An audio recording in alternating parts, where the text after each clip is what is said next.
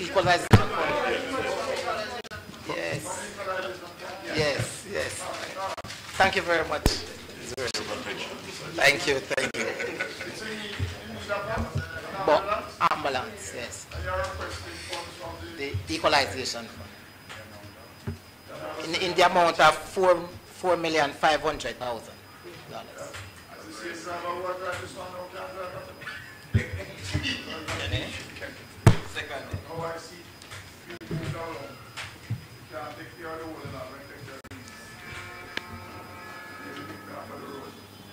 Any other resolution? Yes, Mr. Chairman. Thank you. There's a road in to Cambridge here known as Chapel Hill. Known as? Chapel Hill. Chapel Hill, okay. Yes. That road is actually impassable, and the control of water too that lead from that road down to another road. I'm sure you know some people.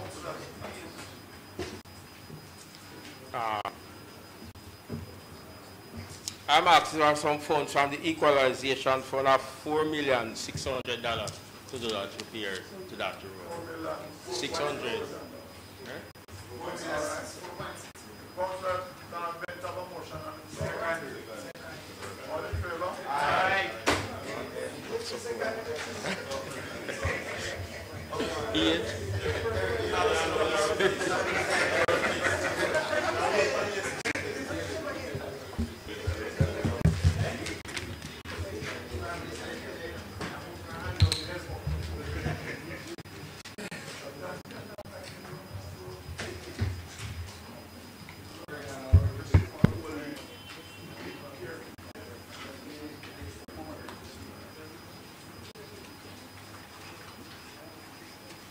Councillor, we now want to solid waste matters. There is a report. The report was circulated. Check your report. Check your bundle. Supposed to share.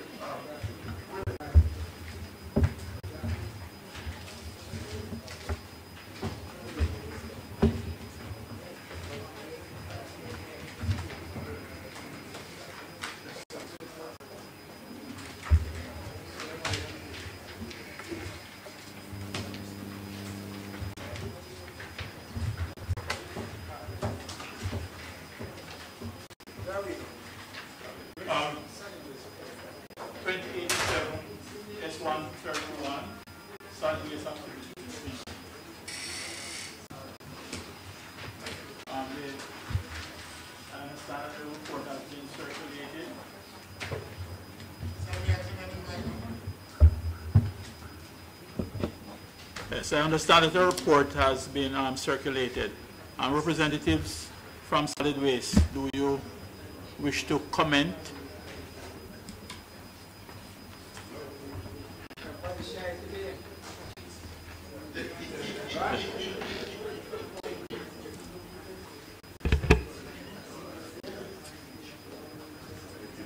Mr. Chairman, morning, councillors, officers of other agencies, ladies and gentlemen.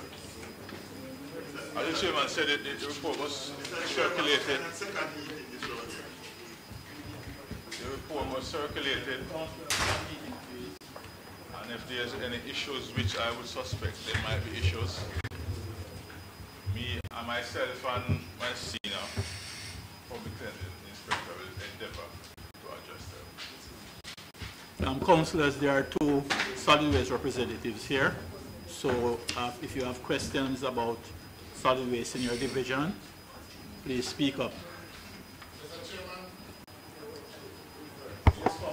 Just a question, a simple question to the solid waste. Is solid waste still keeping? Simple. That's the time, is they still keeping? Mr. Chairman,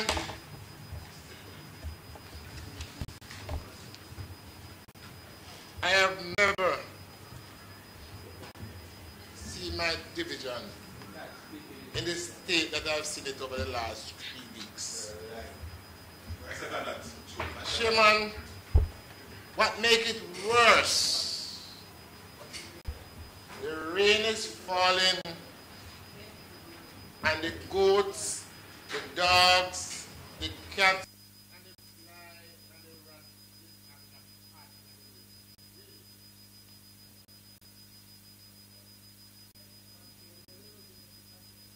Chairman, Pittsburgh, they used to get 2 pickup fully. And I was going there, so they put out their garbage, and I went there. No pickup Wednesday, no pickup Thursday, no pickup Friday, so Saturday.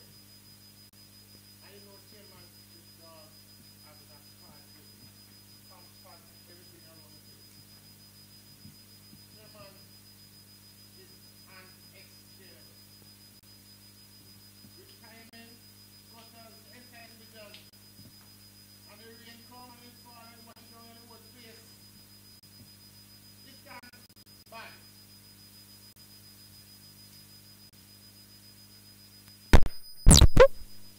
Is national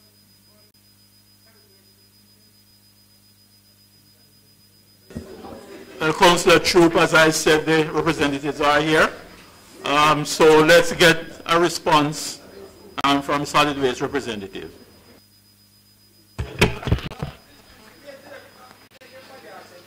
Yeah,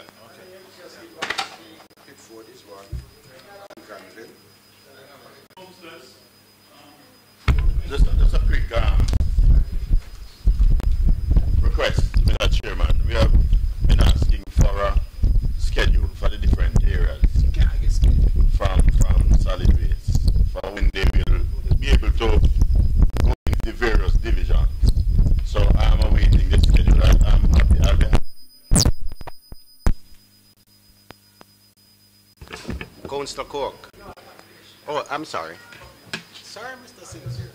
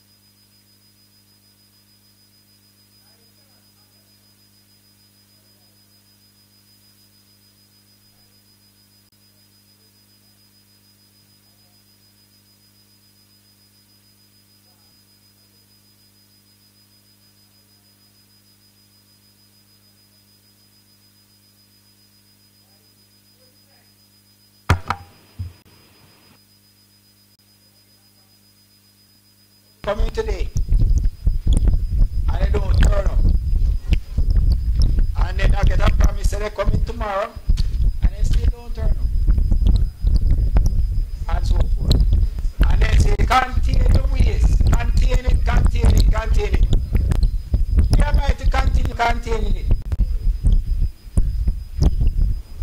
So that they can come and pick them up. Why every time we have to call? If we don't call them, not come collect it. And when I look on this report, it is showing us backlog. And it is not only in my where I reside, places that I represent. It's the same thing. People calling me because solid waste company. And when I look at all the other councils, and I'm certain that if you ask everybody to speak, they're going to tell you the same thing. Because I see it referred to in a particular forum. That is the council for me calling solid waste. Send a truck, send a truck. going to tell you that they have challenges. Alright, everybody have challenges. Public health have challenge. Fire brigade have challenge. Parish council have challenge. Everybody have challenge. You know, the call is being made to the regional operations manager. And when you call the regional operations manager, it is as if it is the first time that he's been aware that no truck no come on Granville, no truck no come on Flanker, or whatever the case may be. We are the inspectors who are supposed to be monitoring these places. And that they can communicate with the council, because I'm certain that every inspector of the council have nobody can get it. Because I have a number available. Yeah. But we have to be calling. On every occasion, they say, Senator, something is wrong with them. It's either people sitting down.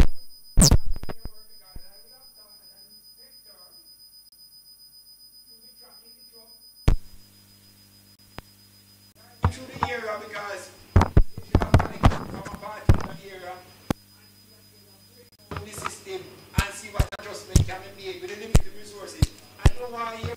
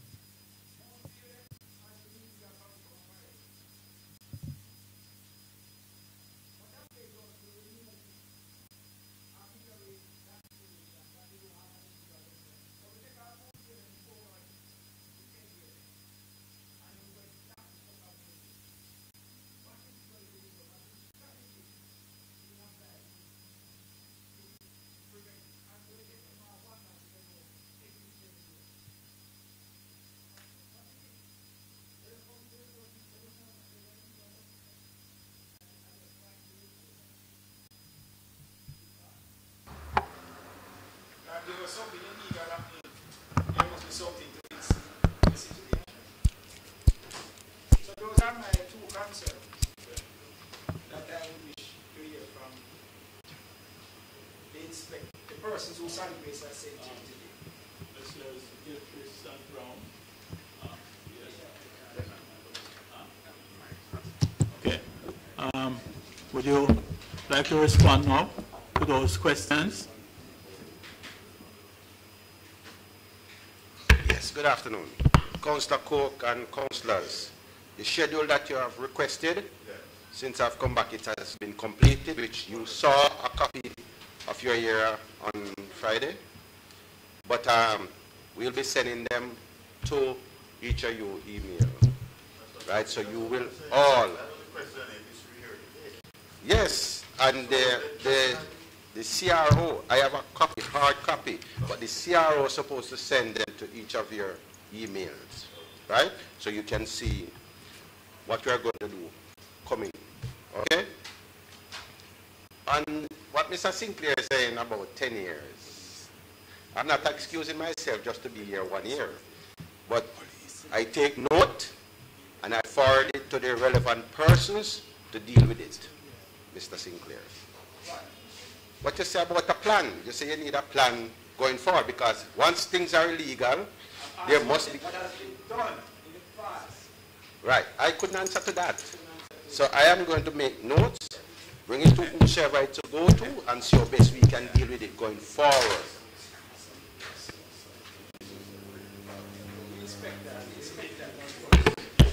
And go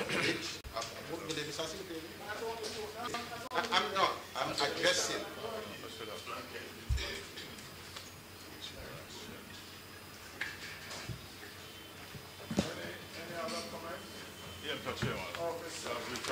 Yes. Councillors, I know that every councillor here has some issue in the past 6 weeks, especially in regards to solid waste removal in their division. Every councillor. It is not unique to St. James. It's not unique to this region. It is not unique to now. Now, 5 years or 10 years ago that Mr. Sinclair alluded to. We have a constant problem in this country with solid waste. To the extent that the Honourable Minister was on TV last week speaking to the fact that we are a nasty society, and I have to agree with him. We dispose of our waste in wanton and absolutely no regard. And as such, the box stuff with solid waste to remove these waste. And that is fact. We are the body that are there to remove it. Now, the soup was here earlier and he spoke about rain and how it affects his roadworks. For the past 4 to 6 weeks, there have been a lot of rain. And without a doubt, it is difficult to ask our workers to work in the rain. We do maneuver and do our best to collect, especially when the rain is on us. Councillor Cook, Councillor Graham, Councillor Wynn, I have all of them, these two councillors here as well. We have constant dialogue in terms of trying to maintain a presence and to remove the waste as best as possible. Mr. Sinclair said you don't want to hear about challenges, but the reality is that we do have challenges. When we have a parish that we should have at least 20 units each day, and we have half of that amount, you must find challenges and you must encounter difficulties. But I like to say, I've heard all the complaints and all of them will be forwarded to the regional manager for him to pen some response to all the growth that you have. I again apologize for the shortcomings of the agency. We are trying our endeavor best to collect the waste in a timely manner so that we can ease the discomfort of waste collection and waste management in the parish of St. James. Councillor Troop, you are recognized. Thank you, Your Worship. And I listen to the representative from solid waste, and I understand, but the constituency don't understand. I know, Mr. Mayor, we need to move in, we need to try something for ourselves, Mr. Mayor. And Councillor Dwight Crawford, I think it's about 3 months ago, came up with a solution that we can start a pilot project. And I sit and I studied, and if we try, Chairman, we can work. I tell you why. If we start to pay $50 a bag for garbage,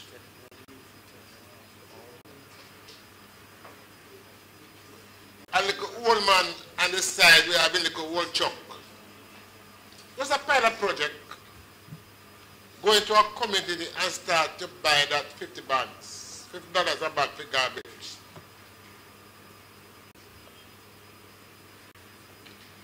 It will assist, because garbage is going to be so expensive that nobody wants to put it outside now. Everybody's going to keep it inside.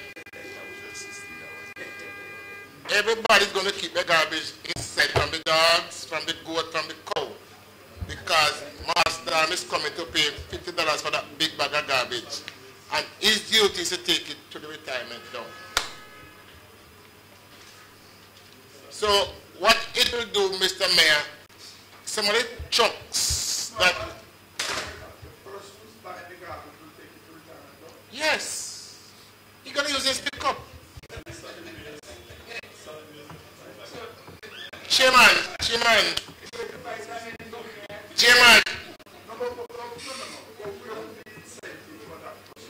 that's what I'm saying, Chairman. If we can get some money, we're going to move a motion. We're going to try a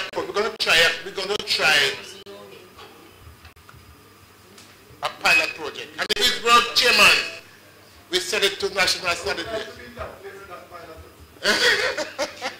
Chairman, it can work.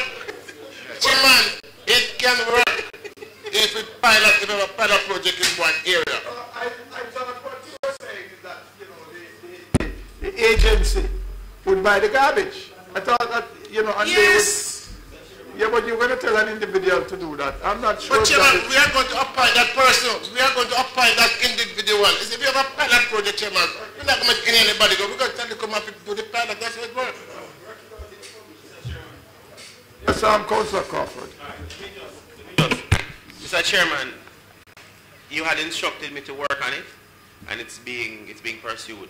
Okay. I have some students at the university assisting me in putting it together, because there are international agencies that will fund it, that are environmentally friendly, that will give us huge amounts of money. I know there are local agencies like JSF and so on, so that will. And you have a supporter in Councillor Chu. Yes. Yes. So the aspect of it, Mr. Chairman, that is giving us trouble, and just for those of you who didn't understand so clearly, what it is basically providing a station for people to deliver their garbage and justify what one bag of garbage is valued at. Because remember, Mr. Chairman, it needs to be sustainable. We can't just say it's $50 a bag. We need to be able to justify it, so if the funding is no longer available, the National Solid Waste can carry it, because it is justifiable that if you go to the depot, it's better than doing the round town hall. The aspect of it, Mr. Chairman, that has been giving us the most trouble is when somebody comes to the depot with their bag of $100 garbage or $50 garbage or $20 garbage. How do you, and this is the tricky part of it where the human element is involved, how do you ensure that when a ticket is written that John Tom has brought in one bag of garbage and is to go and collect for that one bag of garbage? How do you know for sure? We're having those problems already in other areas. But Mr. Chairman, this is the aspect of it. When the attendant stands beside the receptacle and they have a ticket full of books that are written and the truck has not delivered one bag of garbage to the dump, Mr. Chairman, this is the side of it that is giving me trouble. If I understand you, it is a work still in progress. It is a work still in progress, so let us see how best we can put it together. And when it reaches to the stage where it can be presented, then you could take it to this council and have it presented. I will be producing a document to present to you, inshallah. Beautiful, beautiful, beautiful, beautiful. Any Any other solid waste matters? Yes. Yes, still. At last month meeting,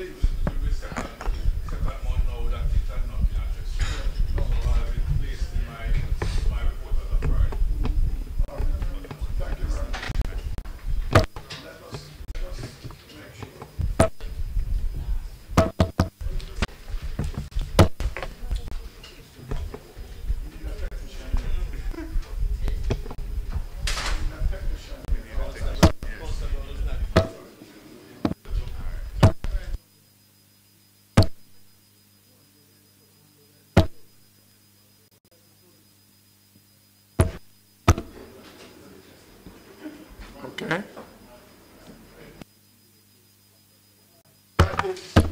That is as it relates to solid waste matters. Can we now move on to page 2087, report from the police? Is there a report from the police?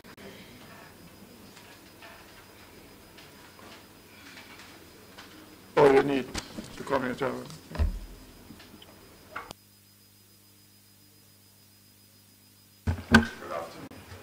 My name is Everton Ferguson. I'm a detective inspector. I am here to represent Senior Superintendent Marlon Nesbeth. There have not been a police report. We weren't aware of one being requested. However, I can share some statistics with you.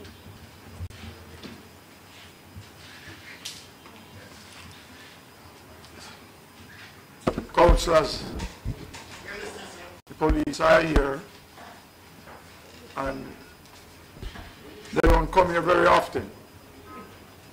So they are here today. So let us listen to Inspector Ferguson giving his statistical report. Thank you. All right, serious crimes are classified in 7 different areas. Murders, shootings, robberies, rape, aggravated assaults, break-ins, and larceny. To date, St. James has recorded 230 murders. That's comparison to 204 for 2016. After 230, we have cleared up 79. That's a 34% clear up. Shootings to date 181 compared to 169 2016. Sorry, you give the comparison at this time for the murder, 2016. 204, sir. Sorry. And that would be for the entire year of 2016. Shootings, like I said before, 181, comparison to 169, 2016. Of that amount, I've managed to clear up 76. Robberies, 55 reported to date, comparison to 80, 2016. 80? That is correct, sir. We have managed to clear up 20. That's a 36%. Rapes, 29, comparison to 30 of 2016. Of that amount, we managed to clear up 12. Aggravated assaults, 24 reported to date, comparison to 21, 2016. Of that amount, we managed to clear up 17. Break-ins to date, 30 has been reported. Comparison to 24, 2016. Of that amount, we managed to clear up 10. Final classification, larceny. I've reported 16 to date, comparison to 32. Of that 16, we managed to clear up 7. So we see where, with the exception of murders and shootings, crime is trending down. In St. James, the problem areas to there and the now there. These 2 years have been draining the police resources as we have to maintain 24-hour patrols, relief on the spot. We have to upgrade our patrol to level 2, which calls for more personnel and different arms. Gang conflict is at the root of all this. We are still doing good with it in terms of the recovery of firearms. So far, we have recovered 124 firearms, comparison to 114 last year. I must say that 60% of these firearms were recovered during what we call stop and search, spontaneous. So it might be inconvenient for the citizenry who at times thinks that we are violating their rights, but that's where the success is, and we will be seeing more of that. We note with concern the frequency at which rifles are being used by criminals in this parish. This is cause for concern, and naturally a rifle far outgun a pistol. That's a threat to the security forces. So we need to do more to get some of those rifles off the street. We have some traffic concern that I was asked to highlight here. A no right turn sign need to be implemented at the intersection of Howard Cook and Barnett Street. What is there now is no U-turn. The police cannot prosecute persons making right turn, and it is causing traffic problems. So they are asking that one be erected. There's an initiative launched Monday to clear St. James Street of vehicular traffic between the hours of 4 p.m. to 8 p.m. The police is asking that the parish council pound extend their opening hours to facilitate this initiative. St. James Street and Church Street, I was told. That's correct. Please hold the question. There's also the request that a one-way sign be erected at the intersection of River Bay Road and Railway Lane. Persons using the transport center from the direction of Howard Cook, they choose to make a left turn, disobeying the one-way sign. Well, the sign is not there, it used to be there. So we are asking that that be erected.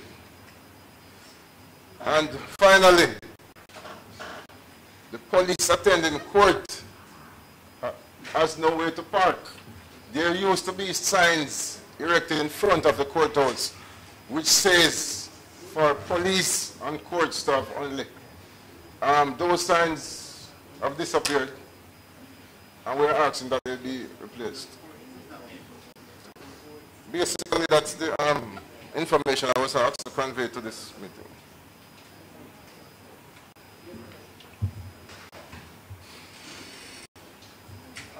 Councillors, You have heard the report that Councilor Ferguson was asked to convey. Thanks for the promotion. Ferguson was asked to convey. Is there any question Is there any question to Inspector Ferguson based on his report that he presented to us here today? Councillor Murray. Thank you, Your Worship. I want to say thanks to Inspector Ferguson for conveying the information that he was asked to convey. But I'm also going to ask him to convey some information on our behalf as well. I remember some time ago, we had a meeting with the police and we made a suggestion that we would want to see more traffic police along the Elegant corridor, particularly the stretch from Iron Shore back into Greenwood. Why that was it? Because when you travel into Trelawney, once you're at Greenwood, you can be assured that there will be a police patrol at the Greenwood intersection. There's the one also at Wilshire, and there's also one before you reach Halland High School. And there's also one at Saltmarsh most times. Once you enter St. James,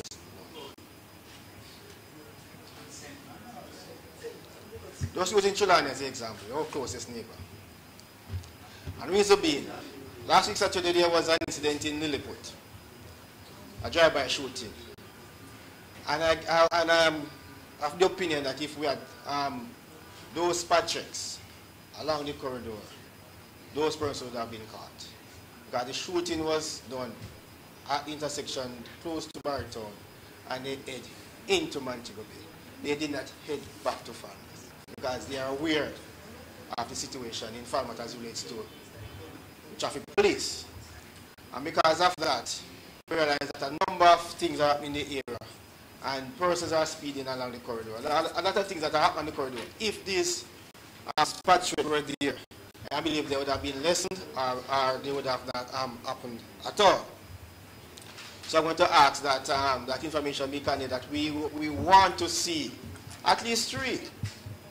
One in the Car Gardens area, one in the Rose Hall area, and one in the Lilliput area. That is very important. What it does, it reduces the likelihood of migrating criminals. Because once they know that the police are on the street, the likelihood is there and the possibility of them being caught. Reduce the chance of incident happening.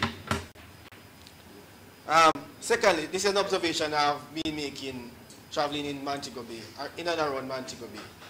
In the evening, I'm happy to see the police on the road, especially at the bus park on Barnet Street. But I remember one evening I count 12 police officers in that one vicinity. And there was a traffic nightmare up by clock. And all the police officers were located at one vicinity. So I am saying for better use of the limited resources, we could look at how these police officers are deployed in the city. Because you can't have 12 police officers in one year and it's at a crime scene. Operation Catch a Taxi Man. Secondly, I've stopped going to the market. For one reason, the traffic nightmare on a Friday and a Saturday afternoon. And I've been looking out many afternoons to see if there are actually police officers in that area regulating the traffic, and there's none. There's none. So the persons park at their own wheel down there. Criminals have the area for their own space, and they're just chaos and all sort of indiscipline taking place there. and there's not one police officer there to regulate, to listen, or to reduce. So I'm asking that area be looked at, in particular on a Friday afternoon and a Saturday afternoon during the high period of commercial activity. And finally, sir, I want to take back this one to your superiors. I am the elected official for the Rosal division, and I represent all constituents within my division. And if the police is going to have a meeting, including with my residents, which I'm supposed to be a part of, the protocol is for me to be properly notified and not hear it by hearsay. I was told that there's a meeting this evening at 5 in my division, put on by the police, and I won't be attending. Reason being, I believe in proper principle and protocol. I am not going to go because of hearsay. That's road and not a father. Mr. Chair, let me just comment on 2 points you make. All right. You know that St. James will have seen the first implementation of ZOZO. That have taken up a significant amount of our human resources. The ideal situation you speak of on the corridor, that's the norm. But we got no additional personnel. ZOZO is priority. Gangs in conflict by Norwood, Church Lane, Montegoins, that's priority. So that's where our resources are. Mr. Mayor, Mr. Chairman, if I may. Secondly, you mentioned about a large number of police converge on St. James Street. There was an initiative launched from the training school whereby persons who are due to graduate need to come on the road to get experience. These persons cannot work by themselves. They have to be in company of senior persons. Hence, you might see 7 constables with 1 senior person. So those are really probationers. And I'll convey your concerns. Yes, Mr. Chairman. All right, ZOZO has been in St. James just about 3 weeks now. Yeah, approximately. So long? All right, but this problem in along the corridor has been a persistent thing. It's not the first time I'm speaking of it. So it was prior to ZOZO.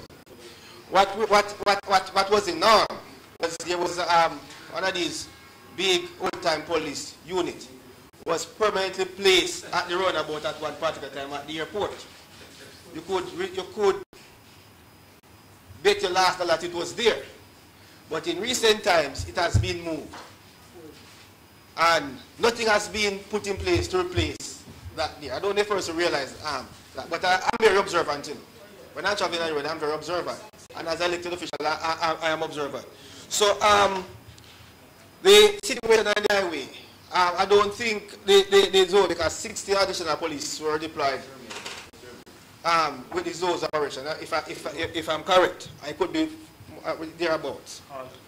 And for the army, I understand the need for junior with senior. But 12-1 place, 12-1 place, officer. Come on. Councillor Crawford, you have a question? Yeah, please. The area, Mr. Chairman, and I'm going to ask you if you can reiterate I've already said this. The taxi stand, informal taxi stand that is at the entrance of Fairview, right there by Fontana, yeah, it's ridiculous. Yes, Mr. Chairman, with all due respect, there are also 2 major schools there. In the ministry. Herbert Morrison, Montego Bay Community College. Plus the ministry. That area has become very chaotic. There's no overpass for the children. The taxi men have created their taxi stand on the other side of the road. It is a formula, Mr. Chairman, for destruction. And I would hate for us to wait until some more lives are lost by the children crossing the road or people putting the taxis. Well, we don't have an overpass for them. They are not to cross there. Well, then until a formal arrangement is made, Mr. Chairman. Arrangement exists. What is a formal arrangement? Go to the stoplight and cross the road.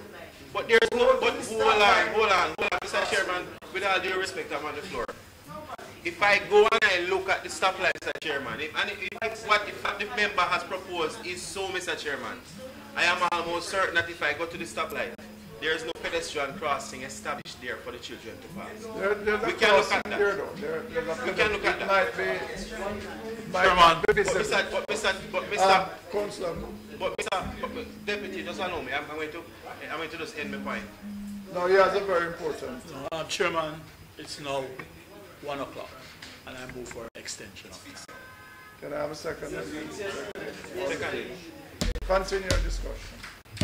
So, Mr. Chairman, the member says that there's a pedestrian crossing and something established. Yes, okay, all right. However, it doesn't change the fact that there is an informal taxi stand and there are children crossing. It is an area that needs some attention. Good. So it needs some management. Yeah. So then if there's an area, it needs management. So back to my original point. Yeah. Please, let us see if we can put a policeman there. And I must thank you, by the way, I can thank the soup. And notice, Mr. Chairman, that we have police now on the Howard Cook Boulevard going almost straight back to the cruise ship terminal. You will see them at the bridge when the cruise ship comes in, so that the tourists that are walking are at least in line of sight of the authorities. So I think it is worthy of mentioning. Mr. Chairman, that's my. Thank you. That's it for me. Councillor Troop from Granville. Thank you again, Mayor. Just a question to Senior. Just to make myself clear, Mayor, that I am one of those persons who supported the Zuzu, whatever name, who wants it achieved. And I think that over the last couple of weeks, might not immediately in Mount Salem, but I see impact in other areas of St. James, and that is a good start. But just to ask, sir, how many murders committed in St. James since the start of Zozo? Do we see a decrease or an increase? That's one of the questions. And those questions will also go for shooting and rape. And just to ask, my last question, sir, the clearing up rate is a all-time low, because when you look at 230 murders for 17, and only 79 of those cases are cleared up, and we are almost at the end of the year, so most of these cases, 200 or 100 and something is going to go into next year start. So those areas, sir, will be forgotten in 2018. All right. At the implementation of Zozo, we had 197 murders. At the start? Yes, sir. 179. Right.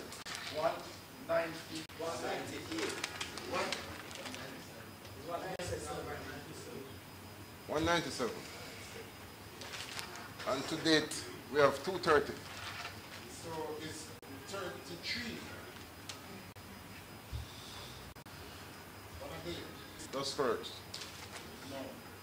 5 reports.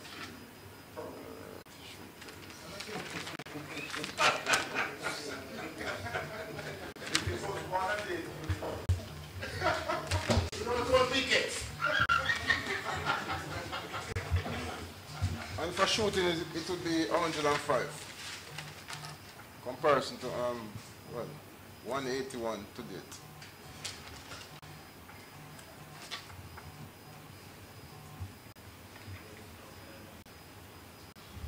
All right, you mentioned about clear up, which the rate is dismal.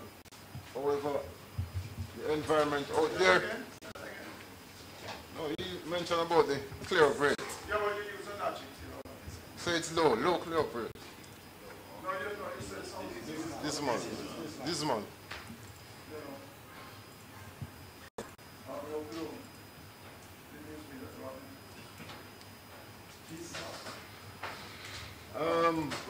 Right. The fear factor out there is very high, extremely high. Hence, persons are afraid to come forward as witnesses. Without witnesses, we cannot do much. We have a poor camera system in this city. We have been talking over and over that these cameras need to be modernized. They have little or no help to criminal investigations. Mr. Chairman. Please. Just one follow-up question, Mayor.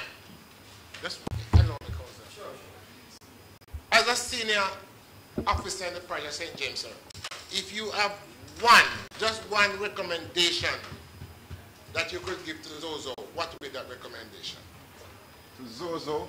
If you could give to just one, if you have only one recommendation. I think the element of surprise need to be highlighted. I think it is too publicized and being used as a public relation tool. And Sorry, what did I say? I don't understand. I didn't hear what was said. What is the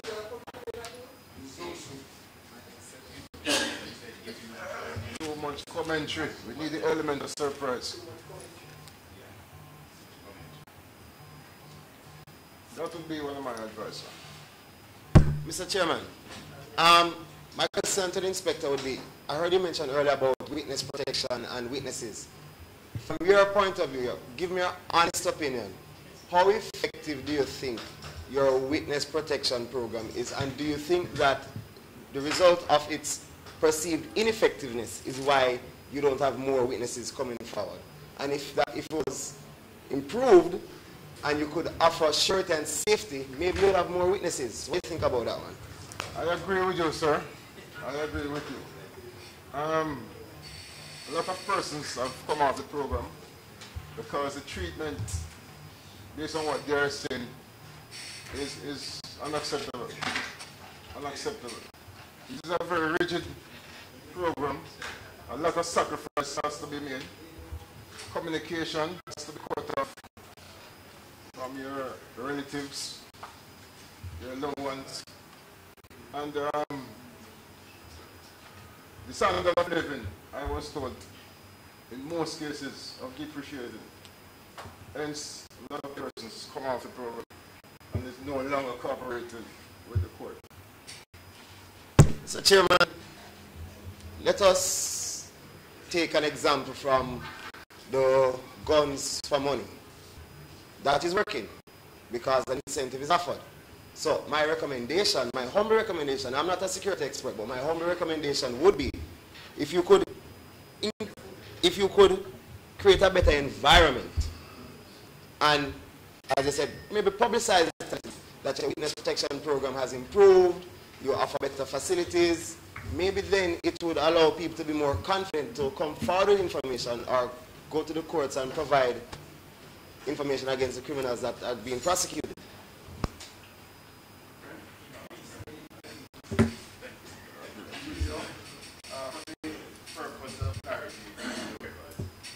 You use the term cleared up. I don't know if it's a jargon in your field, but can you just explain so we can get a better understanding? In the case of murder, we need a 79 cleared up. What really it means? All right, what cleared up means is that in some cases, person have been arrested and placed before court. In some cases, statements suggest that accused persons are dead. And, right, in some cases, the case file is closed. We are looking for no other suspect. That's what we refer to as clear. And that is a positive, clear up that positive. Okay. So in the case where a person is arrested, that's considered clear up? Yeah. Yes, once you make an arrest. And if after a trial it turns out that that person was not the right person, they reverse the... No.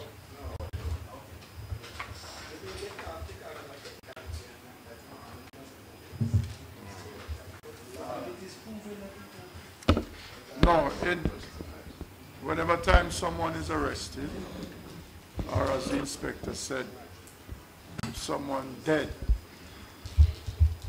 and that person, based on statement that that person was a part of the committal of that crime, then that person, that case could be considered a clear-up case, which there's still some gray areas, in my opinion, as it relates to that. Any further question? Let us. It's not a question to the inspector. I got a call not too long ago from an inspector who is in charge of Cambridge. They are asking the council if we could assist them in patching out the ear and retrieve, because they are trying to get through to the member of parliament with no avail. And the criminals are using a patrol area in retrieve to bring out their axe. And they are saying that tourists is being transported to Ketadupa and they have to have police to assist them to pass through this area. And it is very uncomfortable for them to be going through this bad spot. So they are asking if the council could assist them. Yes, sir. That is a fact, sir. I know that recently the police went covert in that particular area. I don't know the place. I was told several patrol, and the area is bushy. And a particular gang member would come out occasionally. Sometimes he intimidates, sometimes he robs. But the police were firing, so this small network is up there, so he has control over just about everything in this space. And the police dares not come into the area, and his source don't inform.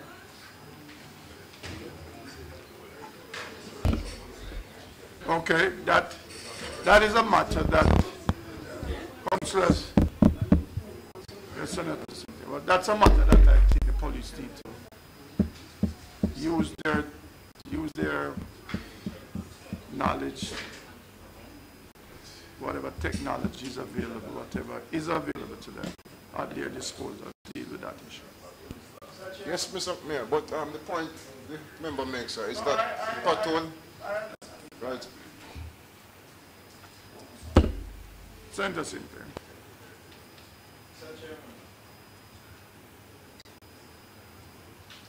Let's start off first. In respect to the parking request, it is something that I think that I discussed it with you already. And I think that there was a certain approach was being adopted to alleviate that situation for the parking, for the police having regard to the fact that the sidewalk improvement was done on Harbour Street. Yes. And I really want to explain to some of the officers because they were saying that we took away the parking spots. They can't park on the sidewalk. And you know, I want to show you how unfortunate it is that there's a blind man that I shouldn't say he's blind. Because I think he is visually impaired, seriously impaired. He walks with a cane. And he passes by the courthouse every morning to get to his location on Harbour Street. And you know what he fell over? One day, one of the police bikes were parked right in front of the court at the foot of the step. And that is where he would walk past because he uses the great lady as a guide. And it's a police bike parked right in the walkway that he fell over.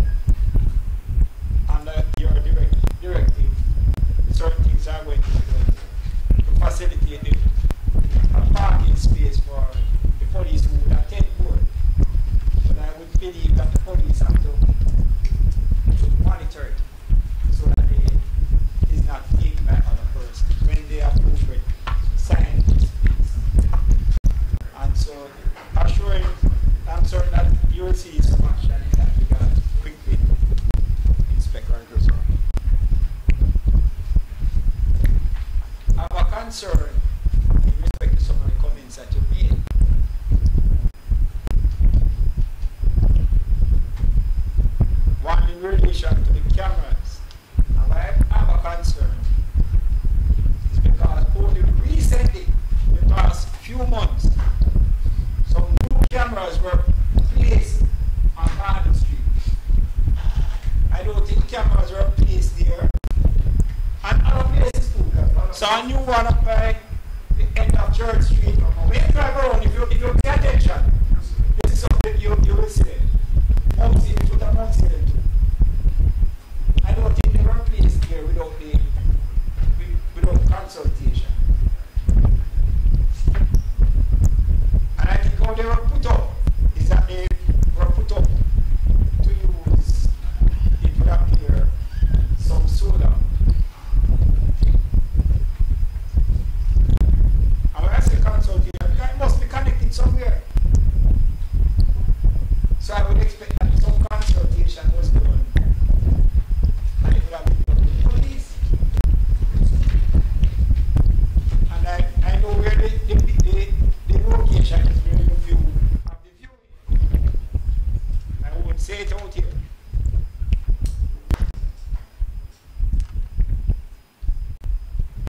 So I can have a little concern about it. And if there are improvements that have to be done to something that we have been in the system before, then I would expect that there will be some dialogue with the appropriate person, including you, Mr. Mayor, so that if you have to use your office to urge those who are in the appropriate place to improve the situation, that will be done in an appropriate manner.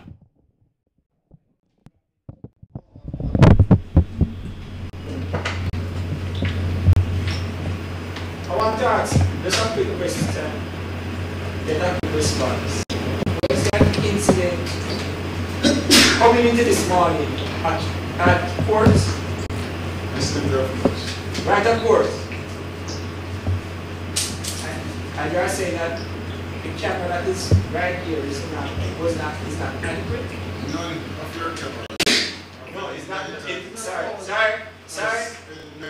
Excuse me, sir. It is not our cameras. Because if we have no connection down here. So good. So the consultation would have been done elsewhere. So let us not have that type of. So I think if there are any deficiencies, then I would expect that the hierarchy approach in a particular way, and if the political director has to be communicated with, then fine. So that we can add our voice to this. What you have raised here, and I'm certain that it will be mentioned at all of this. The council, yes, very good. The reference to our location. I don't want to hear you to say it. I'll say it to us. But your response again has some concern. Because it will seem that you have the information that he spoke about. And more,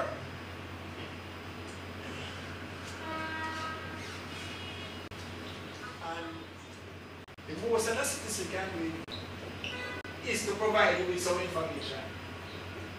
And you have what they call divisional intelligence and other strategies that the law enforcement will use.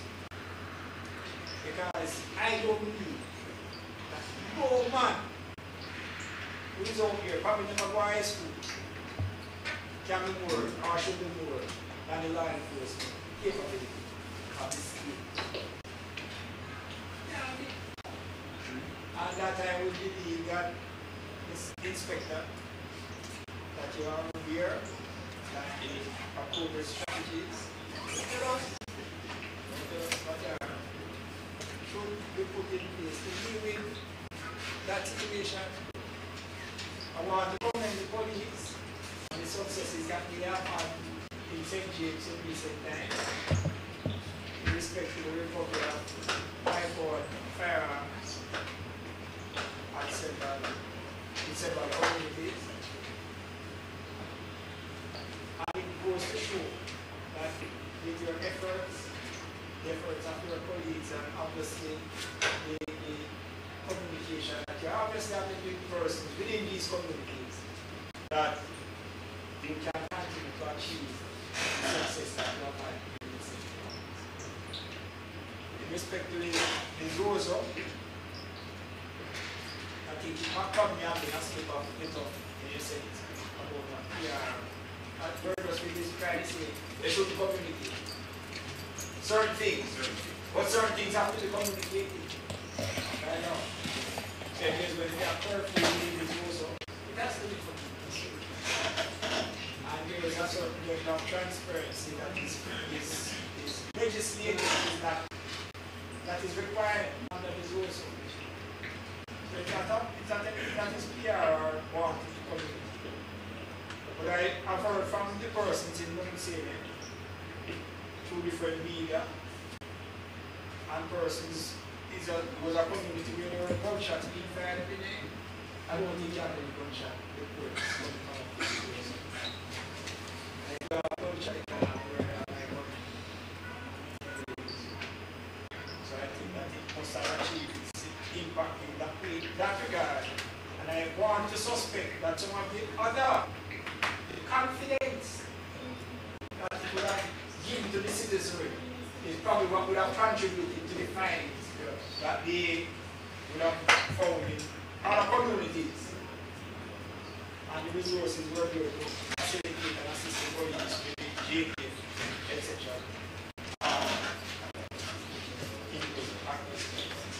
So yes, I think that there are some challenges that you are having in the country.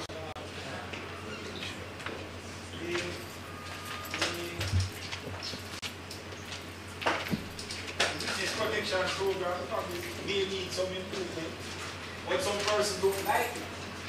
And I think at that similar type of company, some persons don't like it because of the stringent requirements of the American you mentioned some of them.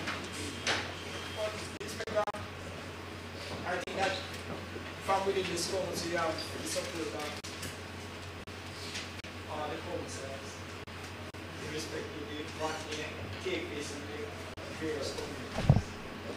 And that if we continue working together and working with one aim, which is to reduce crime and criminal activity within the parish, I think that at some point in time we are going to attain success. Thank you. Thank you, Senator. I can't do what was that dangerous that gangs pose in this nation. The gangs are in the habit of establishing borders. Wherever there's a gang, there's always a rivalry. And what they do is, over time, cause you to be on their side. After a while, you start see them as part of the defense whenever other gangs raid their territory. So it's kind of hard for you to be living in certain areas and give up your side of men with guns, because they are the ones that protect you whenever the other gang oppose. And that is a problem. That is a problem. Gangs, we need to find a way to get rid of them. Okay. Inspector? Yes, sir. You have said quite a lot, and I only hope that what you were instructed to convey, yes, you will also convey what was said here today. But I will assure you, we will seek to have that no right turn from off Howard Cook to Barnum Street. All right, sir. We will seek to, which I am not sure that there isn't a one-way sign at River Lane. I think what is happening there is that the motorists and the police is fully aware of this, that they are disobeying the one-way sign and coming down River Lane. So I would advise that you speak to the traffic department to say put a traffic police there at some point. Because if you start prosecute, I'm sure the news will get out that you don't. Because I think the ideal way is to come down by the street as it is and exit on Railway Lane, which would, in my opinion, create a smooth flow of traffic in that area. But I think the one-way sign is there. But I'll still be asking the superintendent department to go there and check, and then we will seek to see how best we can have these road signs be placed. As it relates to the courthouse, I thought that was already done, but I will speak to the super again to have those signs erected. The concerns raised by Councillor Murray as it relates to that corridor from Rosal, and he has rebutted what you have said as it relates to the human resources being moved away from those areas to the Zoso area. It has been like that for a while. You travel along that corridor, and as you enter into Trelawney, you know you are in a territory that, you know, you have to start watching your speed limit. And because you're sure to see if there's even one car between Greenwood and Saltmarsh. So that is an area, Inspector, that needs to be, some attention needs to be focused on that corridor. The whole question of down by the Charles Gordon Market, I am aware that the Iglas are out and they are occupying spaces down there along the roadway that they should not be occupying. But to compound the problems also is that the motorists who travels along there, they don't travel, they just go there and they just park their vehicle anywhere, and sometimes in most instances some of these same people, they are the Iglas. So I am saying that if we can have 2 policemen focus on the top of First Stick Road down to train line, I'm sure that we will have a much smoother flow of traffic going through that area. But we will be taking some steps to remove those vendors from that corridor on the weekends, or whatever day of the week. We are presently constructing some sheds to accommodate those vendors and other vendors in the market, and we are hoping that soon we will be implementing that removal. I've spoken to your superior, and he has given me the assurance that he will work with the police to make sure that we keep that corridor clear.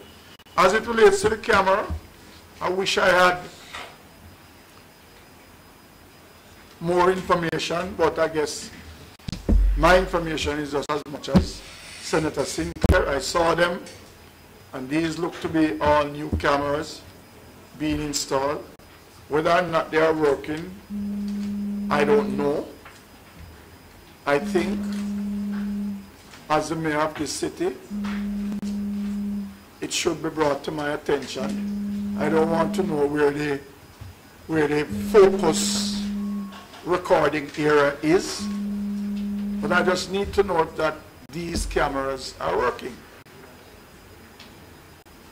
Because I know that it can enhance the whole question of crime fighting. And if you are telling me that, because this is what I'm getting from you, is that you don't even know if they are working either. which I'm a little bit surprised. But once again, I must thank you very much. As I said previously before you started to speak, that the police don't visit us very often. And we're happy to have you here today. And I hope that, just tell them that it is a matter, you are part of the governance structure. National security is a part of the governance structure in the municipality and the parish. So from time to time, there's a slot here for you. And you can use the medium from here to say some of the things that you have said in terms of your appeal to the people out there. Because this meeting is being broadcast live and it can assist the police. So we are here to give our support to the police, and I'm sure that the police will reciprocate. So once again, thank you very much, Inspector, for being here with us today. Thank you. Good, good, good. Local report from the parish development from TPC. There's a report in your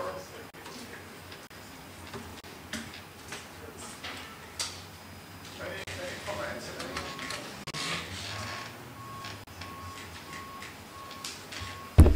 Yes, there's a report from the PDC. Have you, councillors, have you gone through it?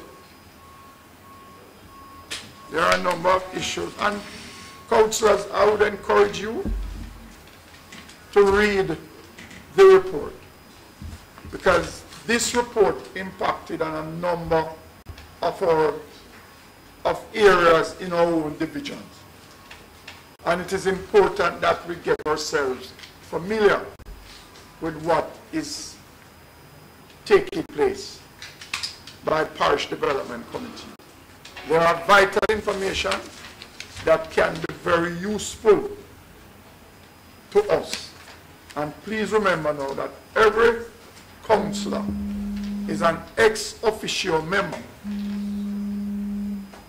of the PDC, the DAC, and the CDC.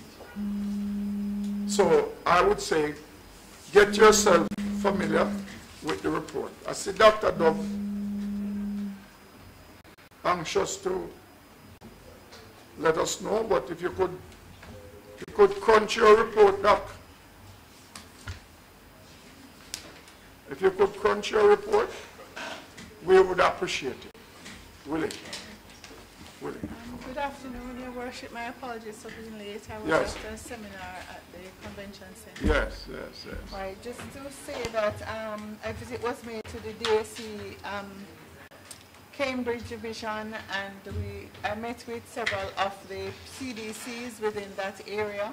The main problems that they had was crime in the Retrieve area that they highlighted. One of the RADA extension officer was injured whilst visiting the farmers. So that's a big concern for the safety there. So the police is here, so I would like for them to make note of it. For the Retrieve area, where they're having a high crime problem. Right.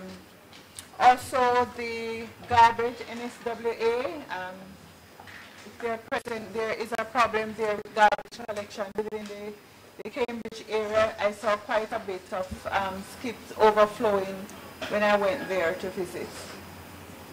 And the complaint was that you do come every 2 weeks, and sometimes it's only one truck, so when that is filled, that's it. Nobody comes back. Right. In terms of the agricultural products, some of them were affected because of the rain, but they're waiting on assessment for RADA.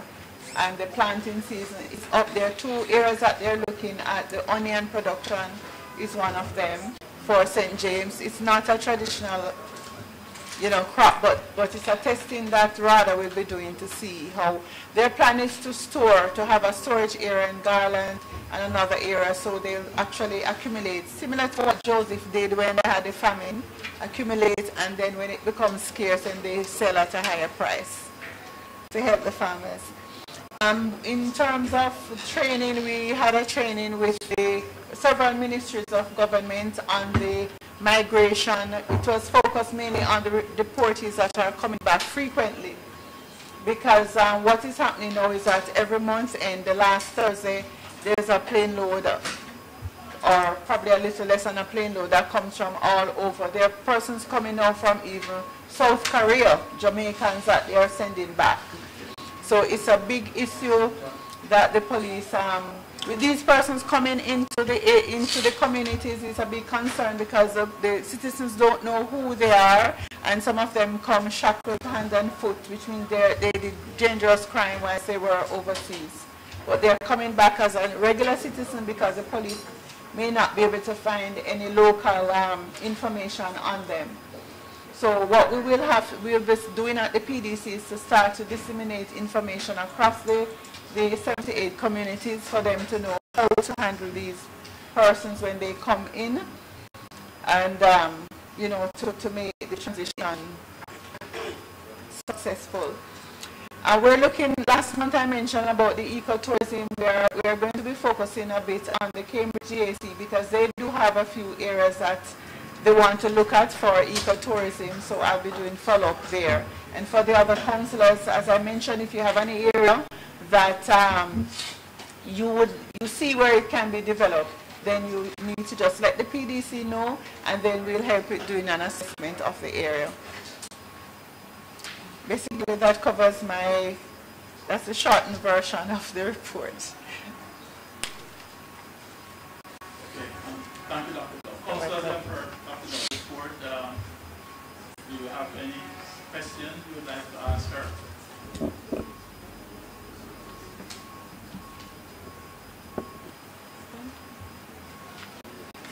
I'm sure, Dr. Dove, what you mentioned in the retrieve situation, that the police is aware of the situation, and I'm sure they will put in place strategies that can deal with that.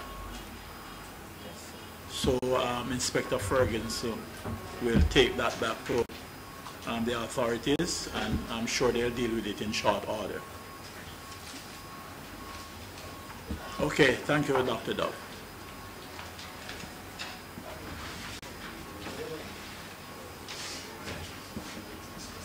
Local Sustainable Development Plan. Yes, Mr. Chairman, I'd like to report to the committee that the Council for the next financial year 2018-2019 will be taking steps towards preparing our local sustainable development plan along with our disaster plan for the parish. This, as you know, Chairman, is part of the 3 strategic laws, so more focus will be placed on local sustainable development plan. The One Bay for All plan will be a major asset to us in achieving this, as a lot of studies have already been done in the Montego Bay area. So we will now need to just focus on the remaining sections of the parish to come up with our comprehensive LSDP. Also, Chair, there'll be a mission team from the IDB in the island next week between the 17th to the 20th. And during this mission, they will be meeting with Ministers Mackenzie and Minister Chang. They will also be discussing the various projects that the IDB has been engaged in, the redevelopment of Charles Garden Market, the Canterbury area, North Gully, the Waterfront Park, and the monitoring and evaluation component, the project management training that is taking place within the council.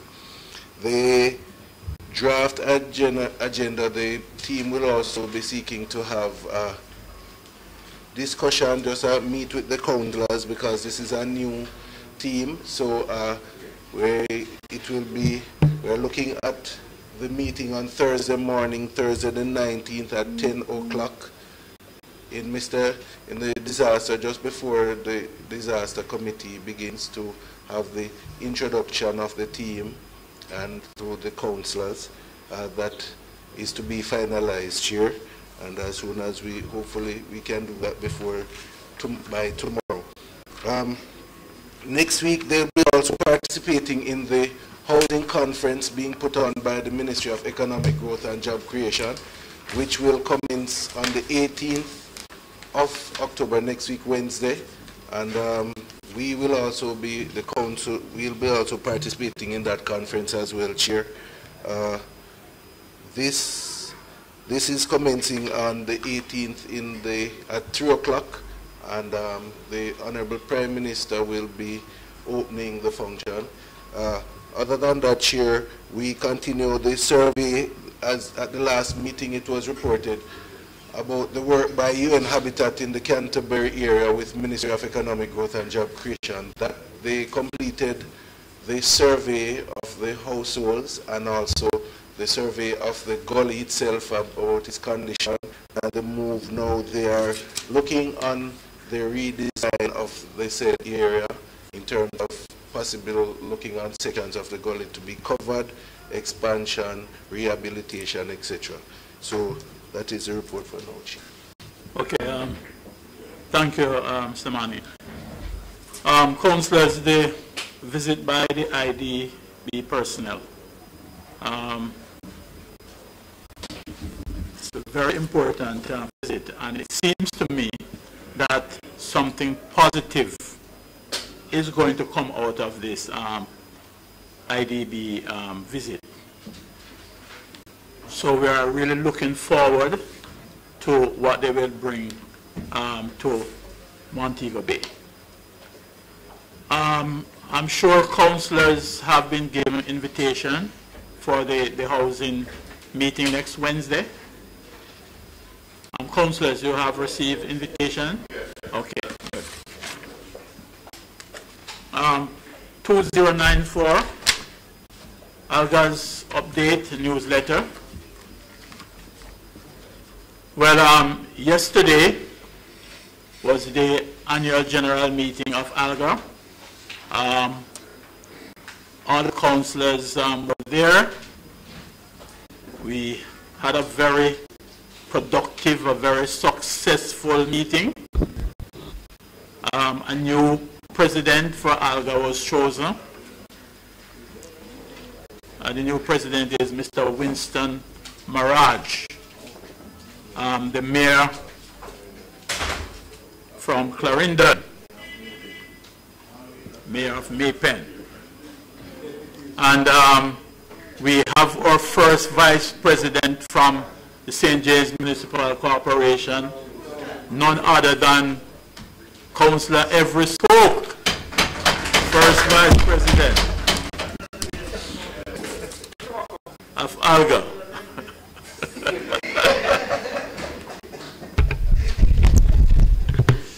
So, yes. If you permit me, Mr. Chairman. Yes, sure. Yes, thank you very much.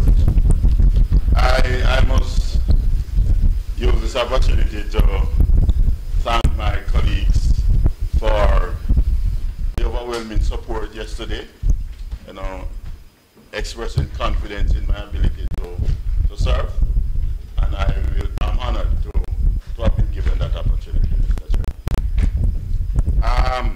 With regards to as you pointed out earlier, yesterday was the AGM, and we have not selected the other members. Other members of the executive will have to pick up, so that will be done. As soon as that is done, the full executive will be presented here. But I look forward to serving in an effort to improve governance and to improve governance and local leadership. Thank you, Mr. Chair. Thank you, VP. I'm sure the councillors are satisfied that we have a VP, even though a VP has been put in place with very little. Okay, let me not go there. let me not go there.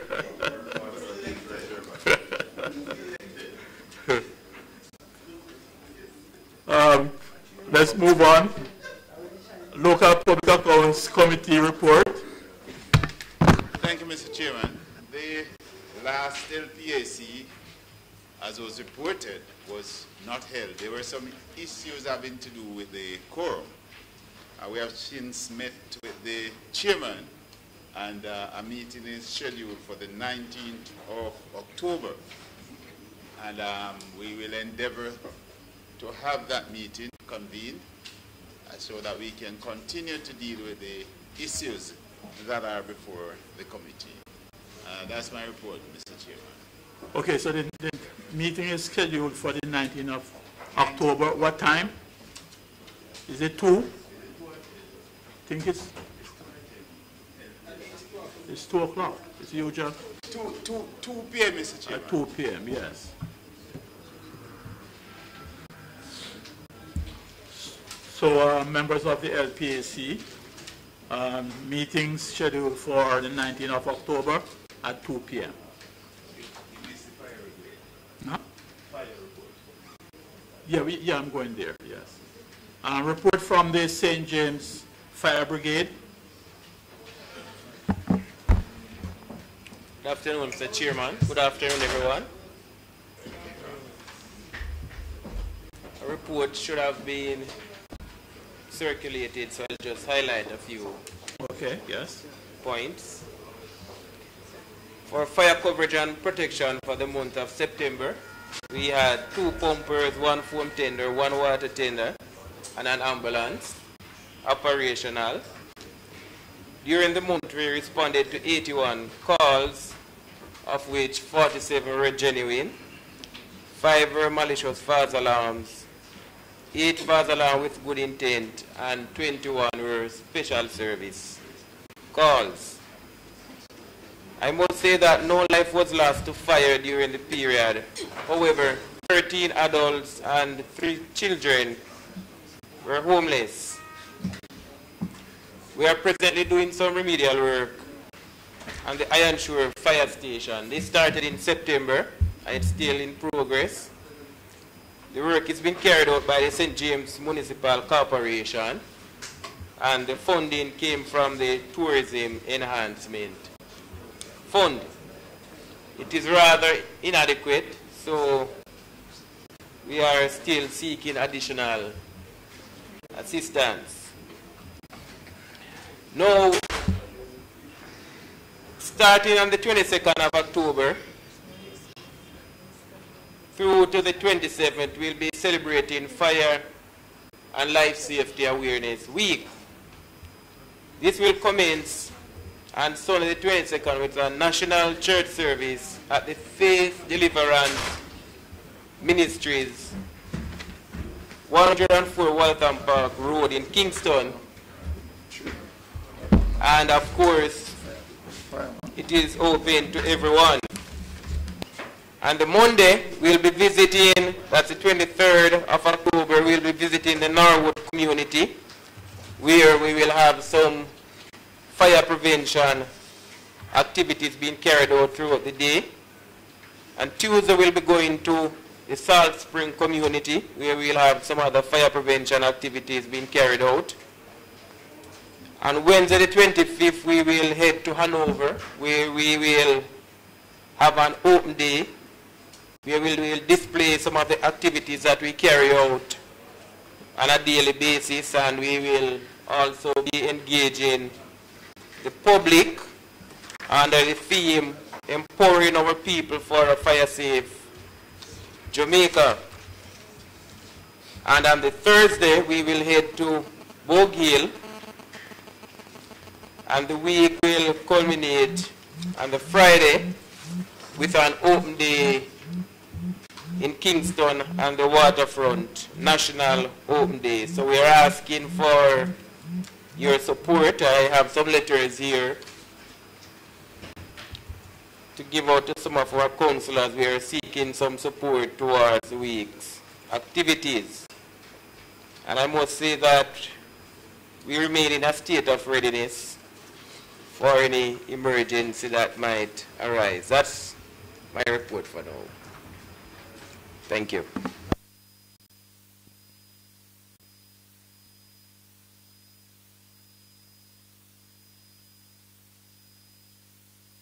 Is there any question for the fire department? Is there any question?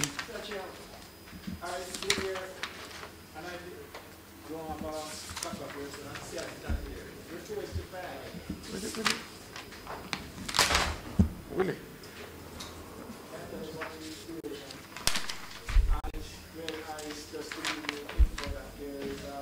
Where are we at? Where are we at? I am not going to say it's the hydrant at this meeting, but in the industrial estate, which is close to where you are. The council did a repair to our road. Which is the road on which the highways are. And there is a park.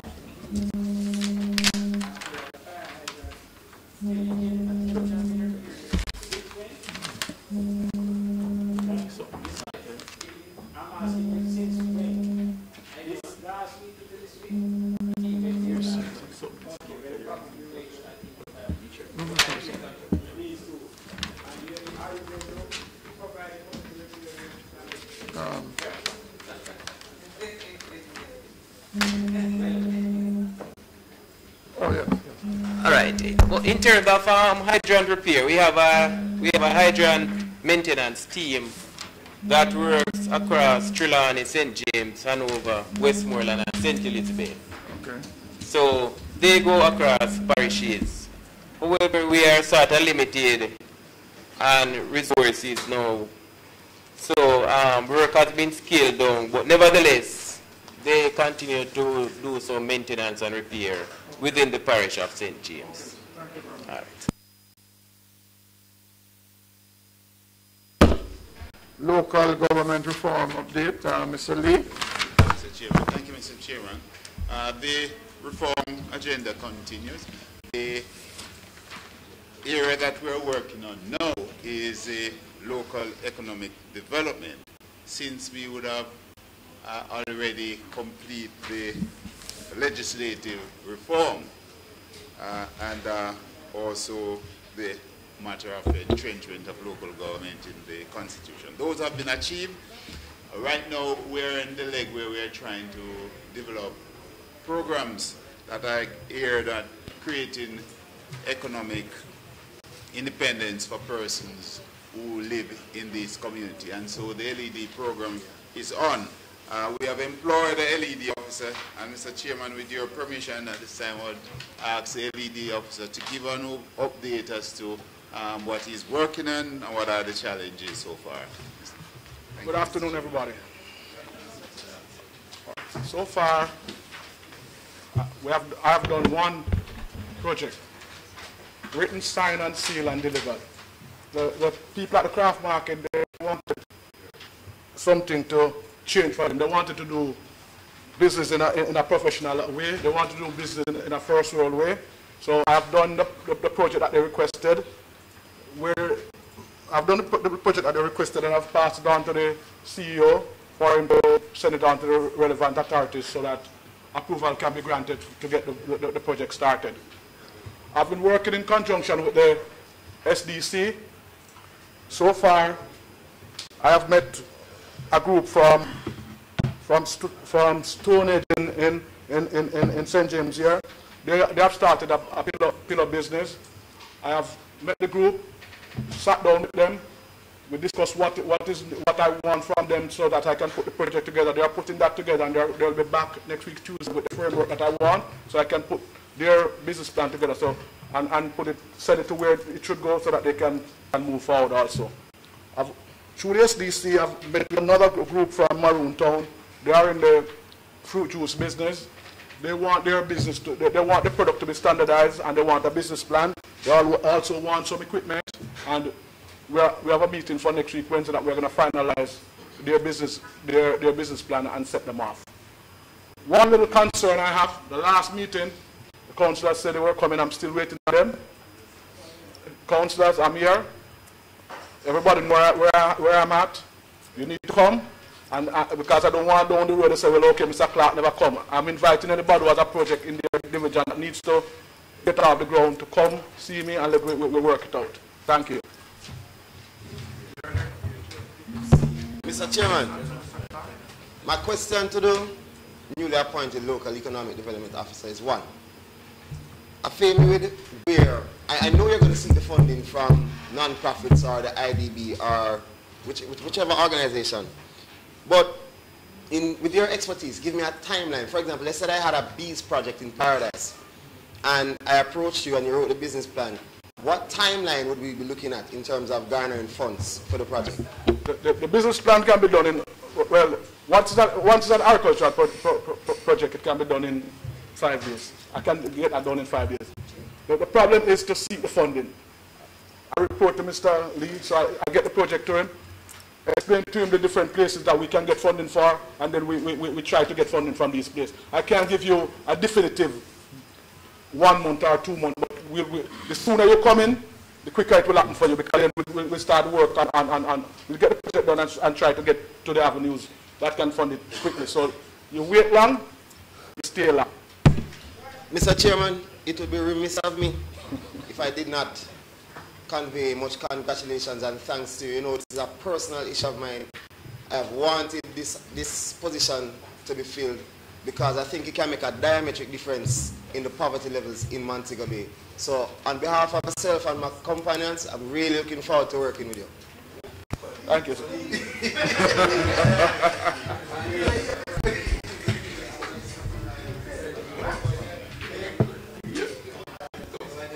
Okay, a little youthful exuberance. Yeah. But let us understand, councillors, when grant funding is being sought,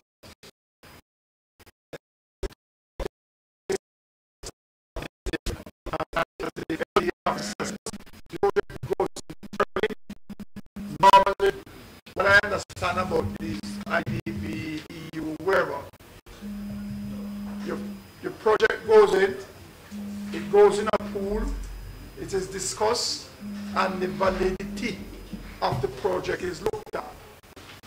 And it goes where that area, for example, if it's climate change, if it's agriculture, if it's, you know, some small industry, and it depends on. But it is a worthwhile, because a number of areas have gotten funding to assist, especially groups. So whenever time there are certain things that you must be aware of. If you have a community group that is registered, functioning with all the requirements, with having regular meetings, have their own charter, have their own bank account, it's much easier. It's much easier because it is, when it is investigated, you will see it is a legitimate community-based organization. And in that case, you will be given, or the committee will be given the attention. But it is very useful. It is very, very useful. And I know it is more easier to access in certain areas, like in agriculture, in small cottage industry, in deep rural Jamaica where unemployment is high. So when you request a proposal, you have to take into consideration some of the requirements. And that is why it is important that you put community-based organization together. Say, Dr. Dover about here, she's very knowledgeable in terms of how you proceed. But there's certain groundwork that has to be legitimized. Thank you. Yours, Councillor Bernard. Thank you, Mr. Chairman.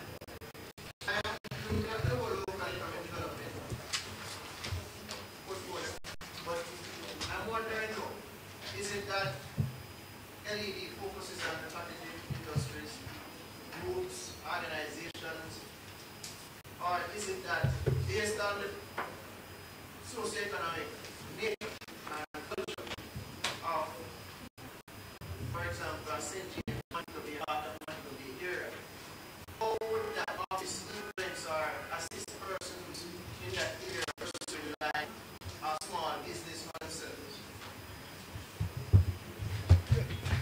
through the chairman, the LED focuses mostly on groups.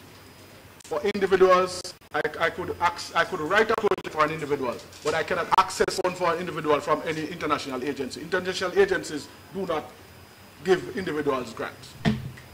So the only groups will get grants from international agencies. So, if, for example, a group of vendors, would it be access? If it's a group of vendors who, as the mayor said earlier, they are organized. They have an organizational structure, secretary, manager. You have a treasurer. They have their minutes. They have their bank account. They're an organized group. They keep meetings once a month. They have their minutes.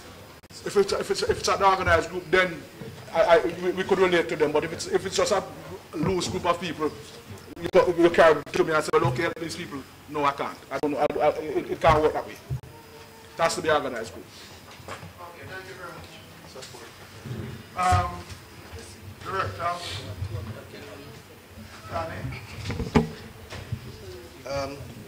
to add or support the council's point on areas that our LED officer is still new and is the role that we'll play. The aim of it is not, we're looking on the groups as for grant funding, but also one of the aims is also to help our communities or the different divisions. So just as you're saying, if there is a person there, maybe skilled, have some trade, what we can do if he's supposed to go, they may not know how to go to a lending institution. It does not, I don't think we should limit it to grant funding alone, because you can also have somebody who have very good ideas but cannot approach a bank or lending institution because they don't know how to put together a proper business plan as to move them forward. So this is also an area that we hope for the LED officer to assist in ensuring that persons when the councillors, a lot of persons come to the various councillors every day.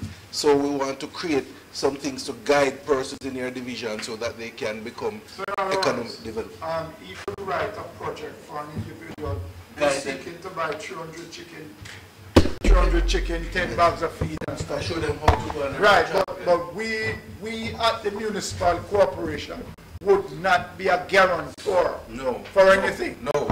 It is just to give you a blueprint for you to now go seek the funding to build the house. Right. So that is what it actually But Mr. Chairman, through you to Mr. Manning, the caveat in that argument is simply, you know, if you have a group of people, through that group you can identify individual projects. I'm assuming. So, for example, if one member of the group has a rabbit farm and one member of the group has a corn farm, you can then amalgamate both as a group and then fund both projects at the same time, or seek funding for both projects at the same time. So even though it's a group, the projects will be individually funded. Am I correct? Yes, but Councillor, what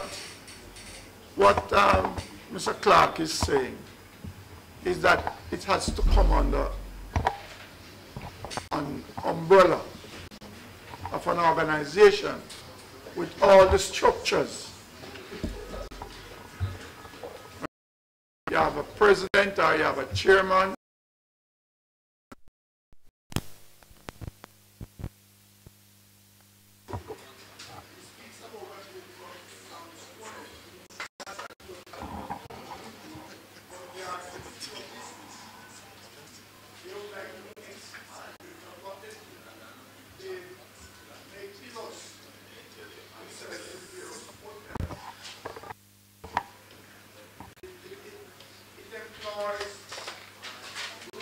Roughly 20 persons, and they are saying that if we can get a push start, we could probably employ 30 for that matter. So but it has to be along that line, and it has to be registered with SDC. It has to be an organization that is recognized. It can be a citizen association, you know, but it has to be an organization that functions. individuals, what Mr. Martin is saying is that if an individual, if an individual in your division would like to go into bee rearing, the LED officer can do a project and to let him know that in order for him to be economically viable, he would have to have 20 boxes to be earning X amount of dollars, because he has that technical competence to do the pricing structures, right? So he can have, so he takes that to the credit union or the lending agency, he will have a compelling argument, and him now would have to apply himself in making sure that when he gets the money, which we won't have no responsibility to it whatsoever, that he will be able to can work and repay his loan. Right. Public nuisance. Mr. Chairman. You are not subject to? Yeah, man. Okay. Mr. Chairman, in previous meeting when we were discussing projects, right, one of the things we discussed was especially let us look at climate change and how it affects the parish of St. James. And one of the concepts we have is that as a corporation, we should be able to access significant grant funding as a corporation which could spend throughout St. James in climate change, whether it be drainage work or whatever along that line. And we want to develop a project to seek grant funding from whichever one of the multilaterals as a corporation that we can spend throughout the project. It sounds like we're deviating a little from that concept, but I would like to ask that we still maintain that concept, Mr. Chairman, and push forward that project as a parish, as a corporation, accessing that level of grant funding to make a difference within the parish.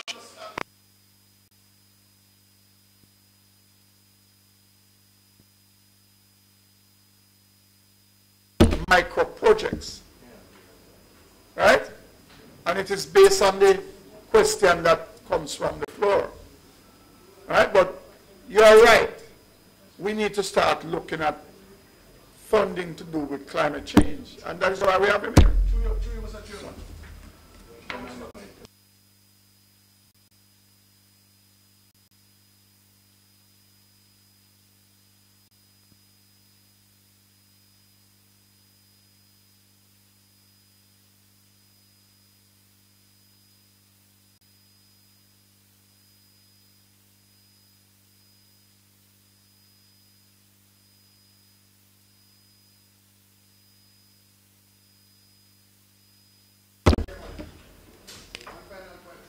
Yeah, go ahead.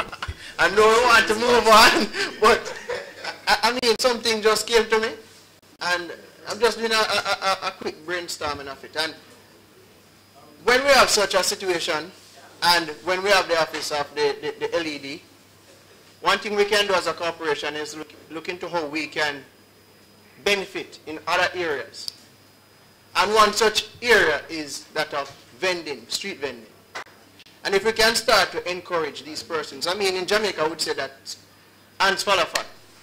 And if we can have a situation in which we have a vendors association, and when you have vendors association, I mean, the municipal corporation will be encouraging vendors to form their vendors associations.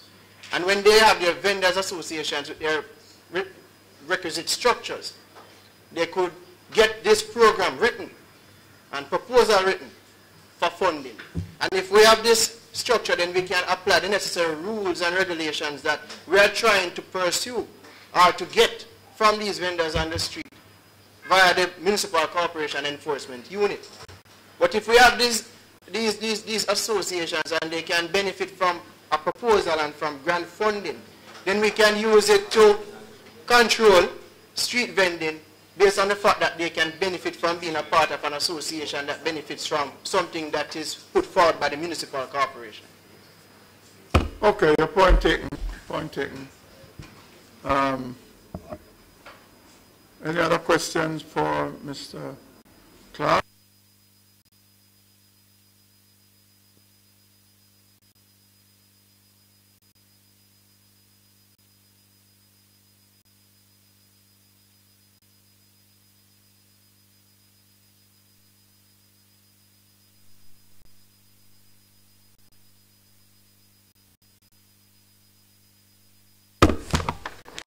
The superintendent has a report on that, Mr. Chairman.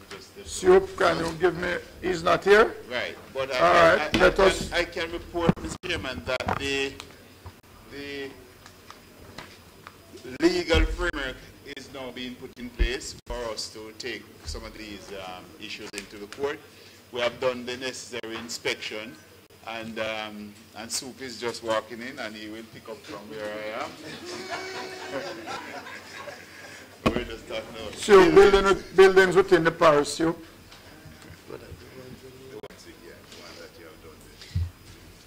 Mr. Chairman, under this heading, we have served notice on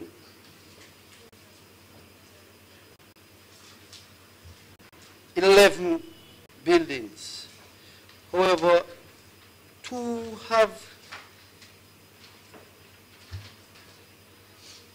have abated the nuisance, and that is George Downer on 50 Market Street and 52 Market Street, Derrick McLeod. Those two have abated the nuisance. So what you're saying? Yes, I'm asking that they be removed from the listing.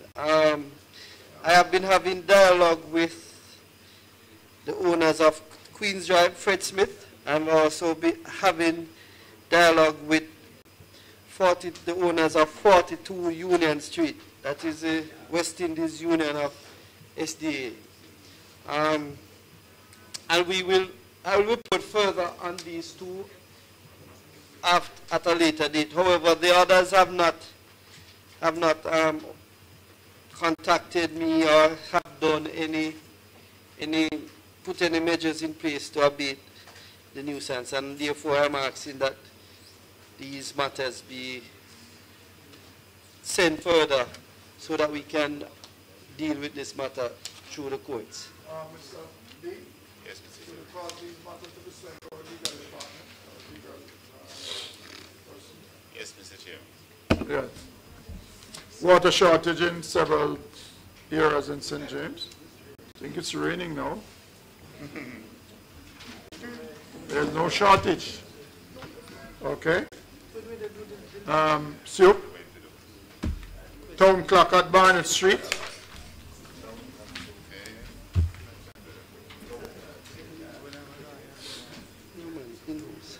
Town clock at Barnett Street. Mr. Chairman. Yes. From the last meeting, we had indicated that the matters have been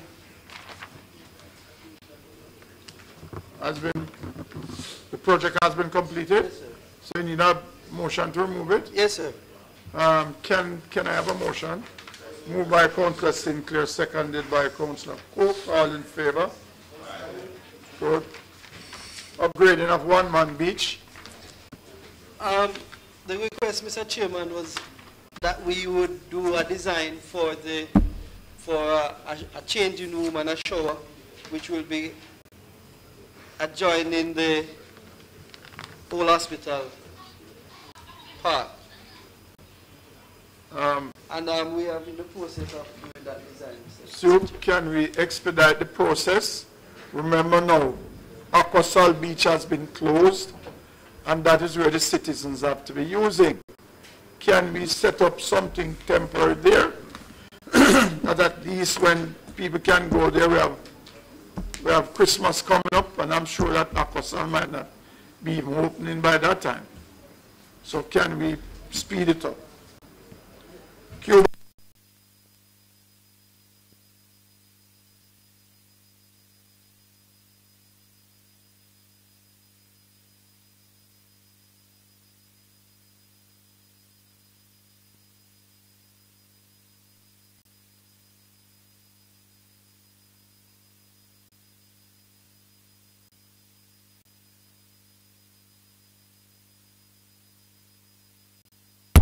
on it.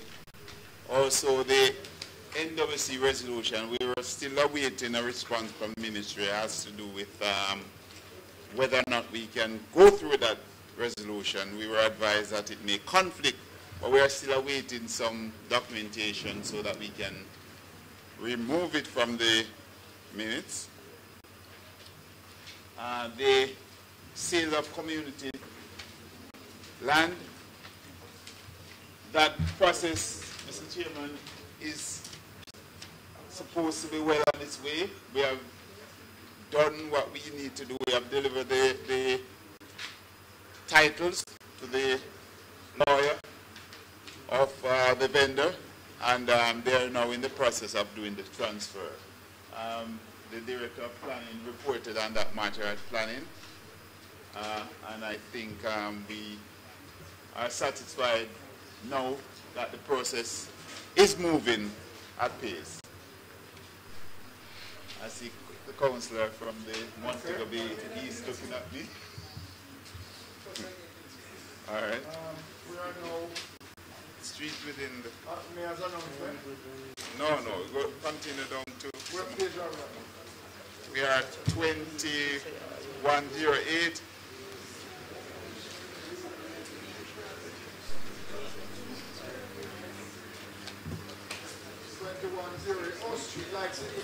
Right, yes. Any?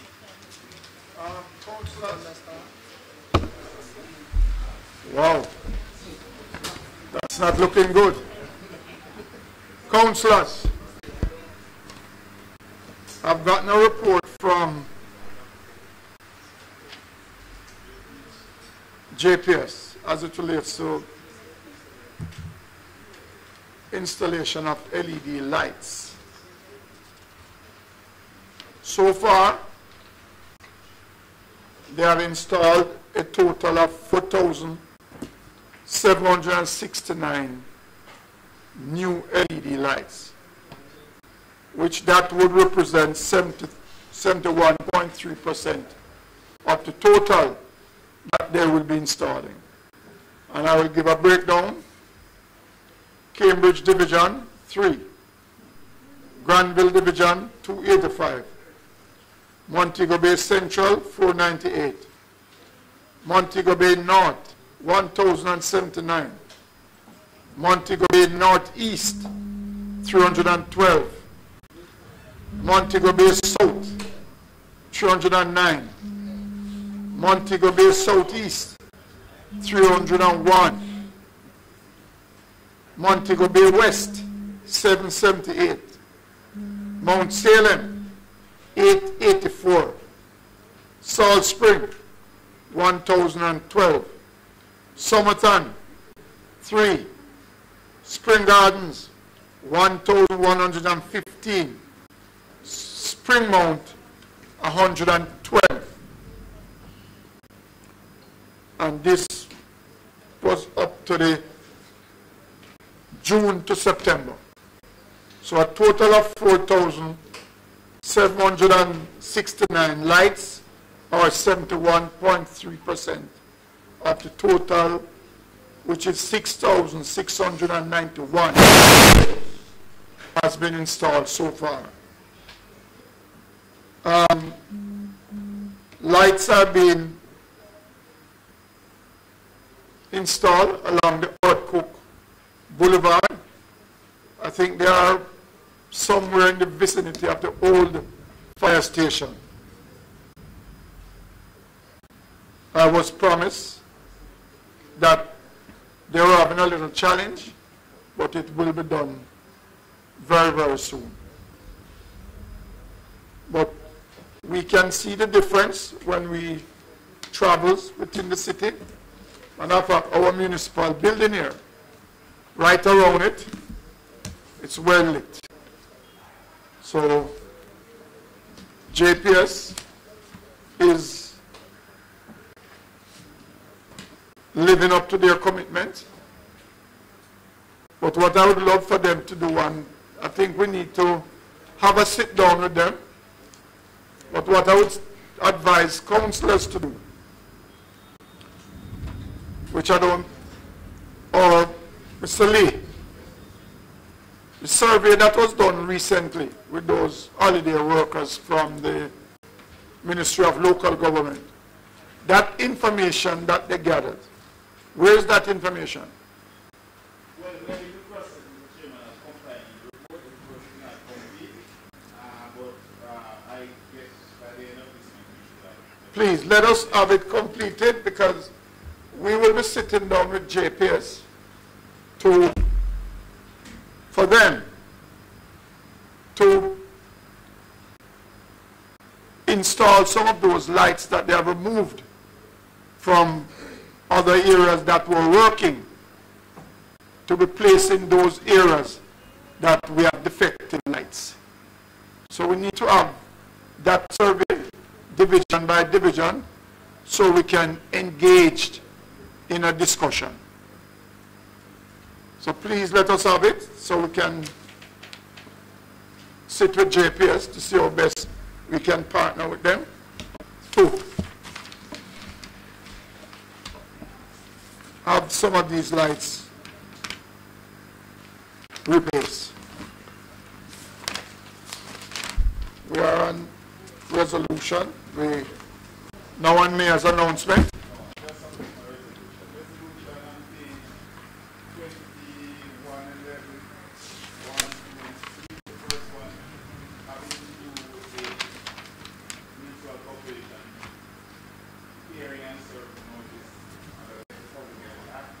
Oh. We are still awaiting further response from the ministry where that is concerned. Yes. The resolution for implementing an auxiliary system, that again we are also awaiting some response. Yes. Resolution to have building under construction enclosed, we got a response from the ministry where they are in support of this resolution. And they also recommend that the municipal corporation consider including a condition of approval which would cause the owners of these properties to enclose them while they're under construction. So that was also a resolution that. Right, so that matter can be removed because we have asked that include as a planning condition. Then there's a resolution that called on the minister to respond to certain requests having to do with land divestment within a particular time frame. They have responded and they are not in support of that resolution. Notwithstanding the Ministry of Local Government and Community Development will continue to examine ways in which the process may be strengthened and delivered on a timely basis. However, they are not in favor of putting any constraint on the minister to allow him to respond within a certain time frame. Okay. Those are the resolutions. Then, Mr. Chairman, there are some resolutions that were tabled.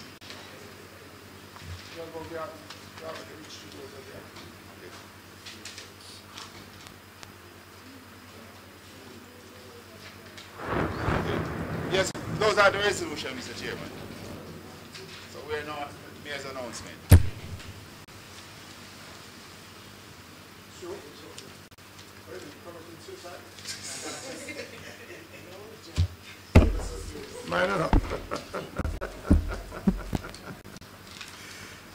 We are on Mayor's announcement. Okay.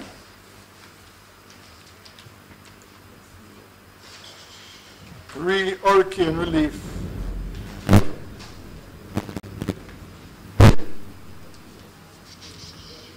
In some Caribbean islands. Donation may be made at ODPEM headquarters located at Aining Road in Kingston. Cash donation may be sent to ODPEM donation account. It's at NCB The account is at Oxford Road branch. The account number is 212-387-304. And I think you can also lodge at any NCB branch this account. Yes, definitely. Right. And I remember at our last monthly meeting, we had raised an issue that would make a contribution. Mr. Lee and Ms. Cunningham, how can we proceed as a council and councillor? Can we, as councillors, commit a contribution from our monthly salary towards a donation to our sister island that was ravaged by hurricanes recently?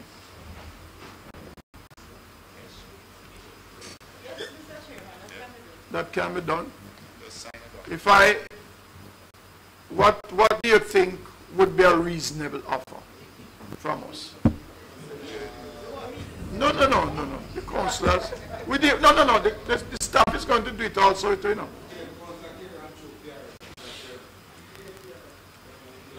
No, it's not PR. I mean, yes. Yes. What I would recommend is allow the heads of the departments to figure out what is a suitable figure for them, and then we, the councillors, would see. No, let us. Well, I'm saying what each councillor will contribute towards it. We could match what the staff decides to contribute then. No, suppose that we decide to give $1 million. Can you match it? All right.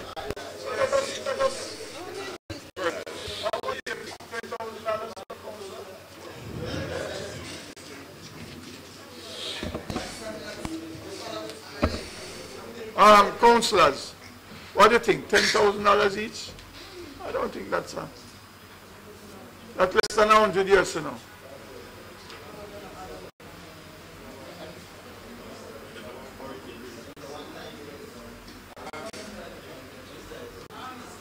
Yeah. Mr. Chair, I'm suggesting that if it's a reasonable amount that we can advance it, we will, and then we look at overtime from the salary. But I'm using $10,000.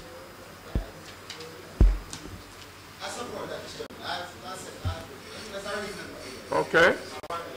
Yeah, just a one shot. Just a one shot birthday. So okay. Okay, well, yes. And can we also say that the municipal staff will match it? That is $170,000 plus $340,000. I think that would be reasonable coming from us at that municipal corporation. I said I think that would be reasonable coming from us. Yeah. Okay, good. Thank you. So that is one. Two,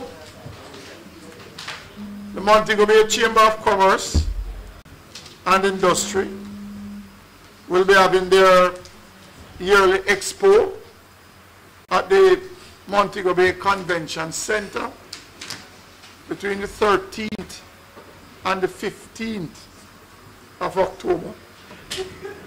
The official opening, councillors, remember we said we don't know what is happening, we are not invited.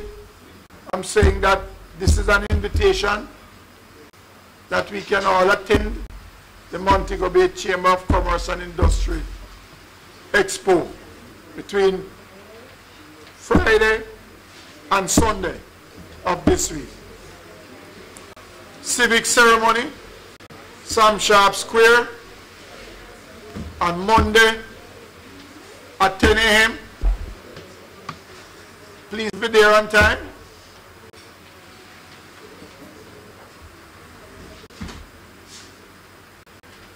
St. James Junior Council competition at the Cultural Center.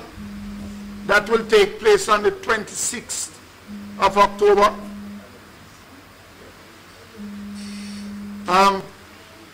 Pleased to announce Councillor Coke from the Maroon Town Division is now a Vice President of Alga J.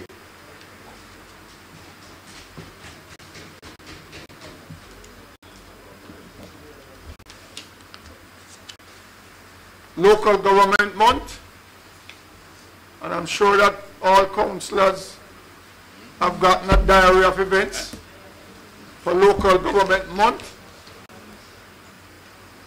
Mr. Lee said he had supplied it to all councillors.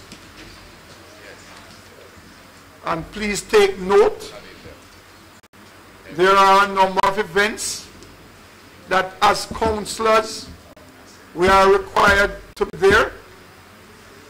So please make note of those events.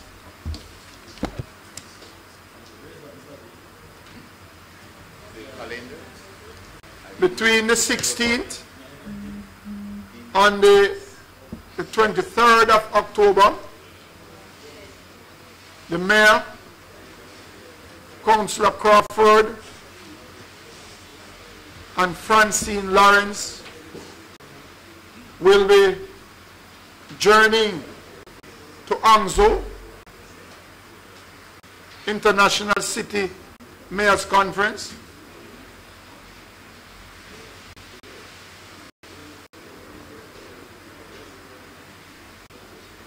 And that will be for 1 week, starting Monday. And that would end Mayor's announcement. Can we now look at the local board of health? Can I have a motion? You're going to go through it? You wanted, okay, go ahead, go ahead. Yes, Mr. Chairman, on announcement, let me continue by saying that one of the activities for this year local government month will be a cross-country run, and that will be done in the month of October, leading to the culmination of the local government run.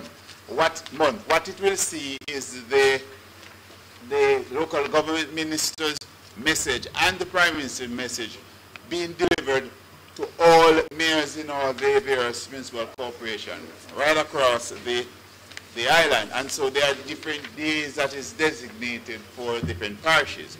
Runners will take the messages from one parish to the other until they, runners will take the messages and deliver them to the mayor at a ceremony, a civic ceremony to receive the messages from the various, from the runners. And so it started yesterday with the Kingston and St. Andrew Corporation, Municipal Corporation, and it will continue. And it will end on it culminates on the 29th at St. Thomas. The leg for the St. James Municipal Corporation will be on the 23rd of this month.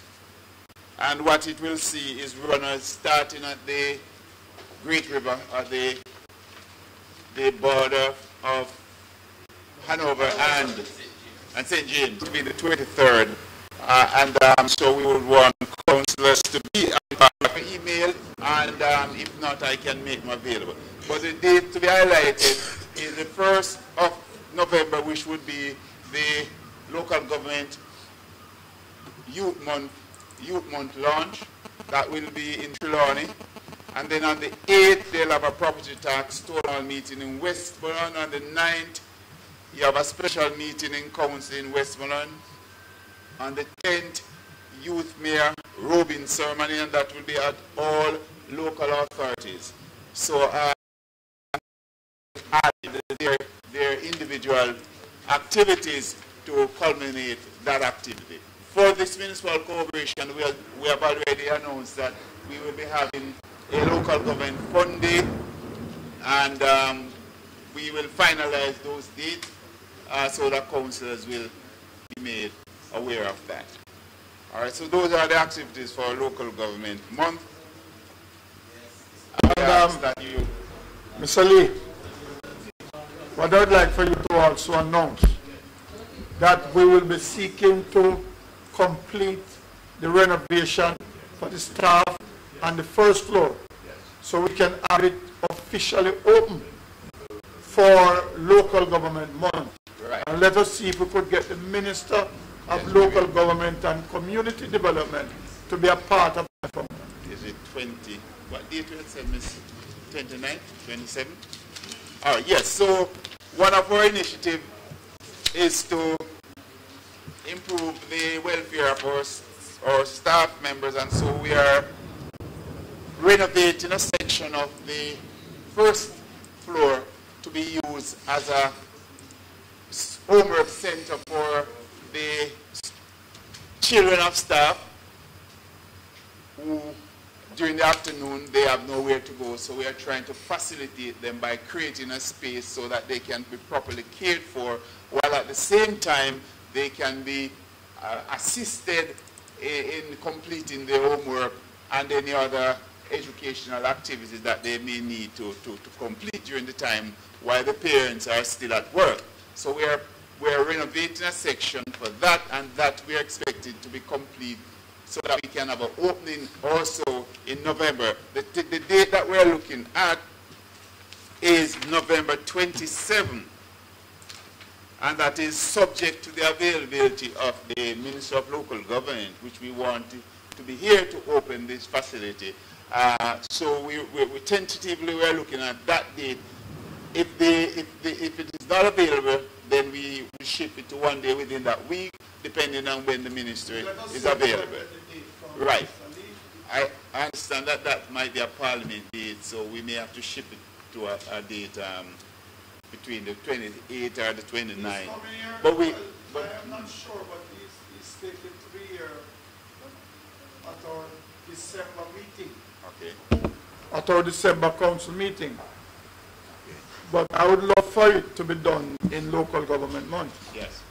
So we are going to be trying to implement that. Also, the gymnasium, we're in the process of renovating that space so that we can again open that for the staff in the month of November. We have started the renovation process, and again we hope for it to be completed for local government month. Okay. So these are some of the initiatives that we're putting in place for not only for the public relations of local government, but to ensure that our staff will benefit from these services, which will help to enhance and improve their performance here at the Municipal Corporation.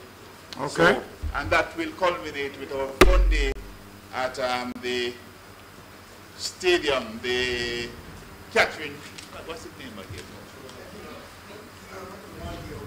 Municipal Sport Complex, right.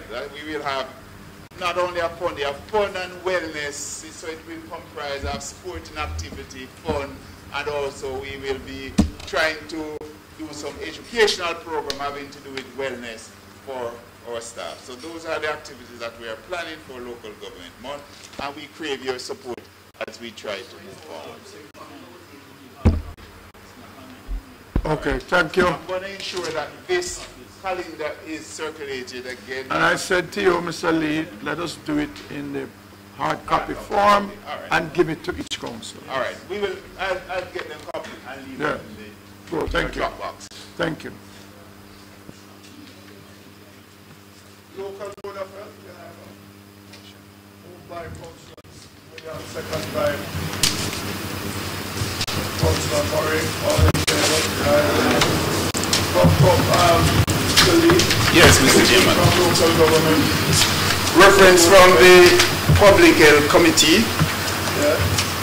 the list of barbers and hairdressers, cosmetologists, ear massage therapists, they are all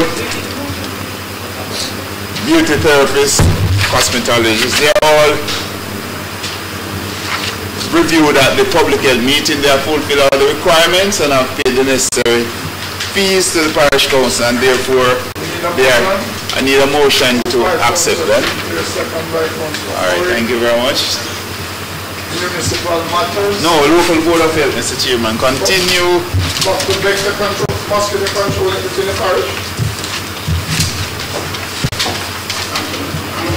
And you can also seek to question of vector control and anything to do with your portfolio. So you just take one stone and kill all the stones. Mosquito control. One bird and kill all the stones. Mosquito control continues in the parish, but only with our core staff. At this, you would have known that we are still in the hurricane season, but here in Montego Bay, we would have had increased rainfall in September to the end of the hurricane season. Complaints have increased, but we have to prioritize and to include our public facilities, schools, churches, etc.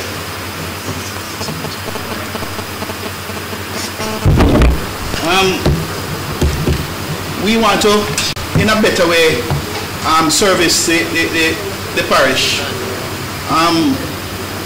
In the July meeting, Mr. Councillor Chu would have moved a motion, seconded by Councillor Thomas, to assist the health department with some monies, and it was approved. So we would like the assistance.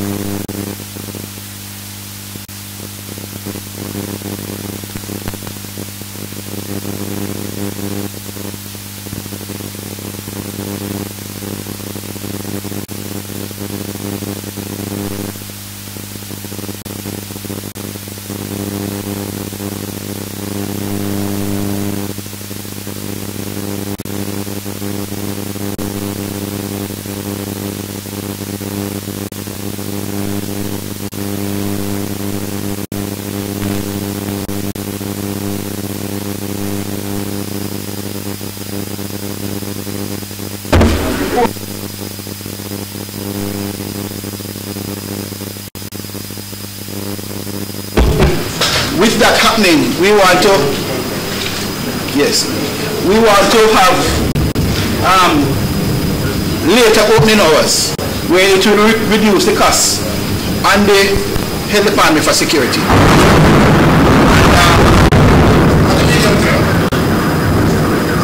The next meeting I will report on it because the parish manager and announcing what she has asked me to do.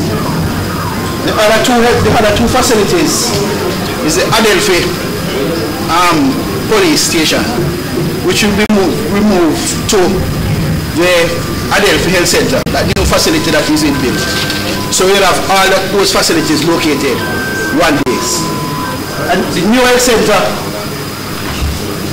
in your division, Mr. Murray. Yes. They have more than space. Yes. Could have been a hotel here. The new health center for you in Lilliput will be the same. Police station, homework center, and post office. It's my report.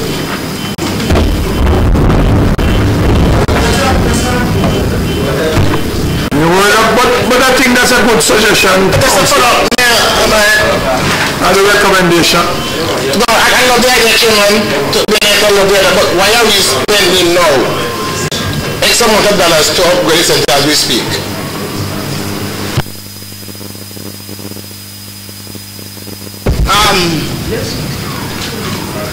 Irrespective of the fact that we have a new, we are going to embark on a new facility, means therefore that we still have to house the current health center in a fashion that is acceptable to the public. We would have had to close that health center in my capacity as acting parish manager because of the violence that would have been at that general area. And we believe that the space, that space, contributes too much to the violence to staff and the low use of that facility when we have an upsurge in violence in that particular area. Councillor Troop, we have to take all necessary precaution to protect our citizens. All right. That is it.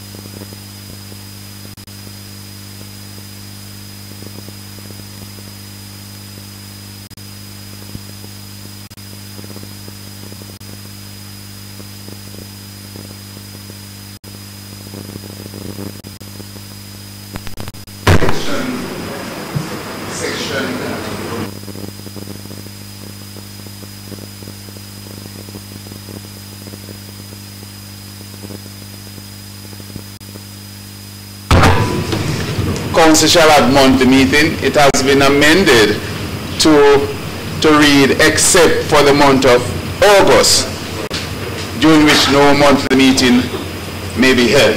Okay. So it is bringing into law the practice of having a recess in August. The local government acts has been amended to allow for this. So this is to bring this document to notice, to the committee for notation. Okay. All right.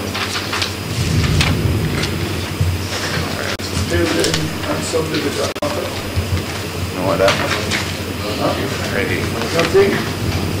Application for statutory declaration. What about notice and motion? Approval. Compliance, certificate of compliance, start application. Fixing of council seal. No subdivision. We are now to the resolution. Is there any resolution? Any resolution? Resolution.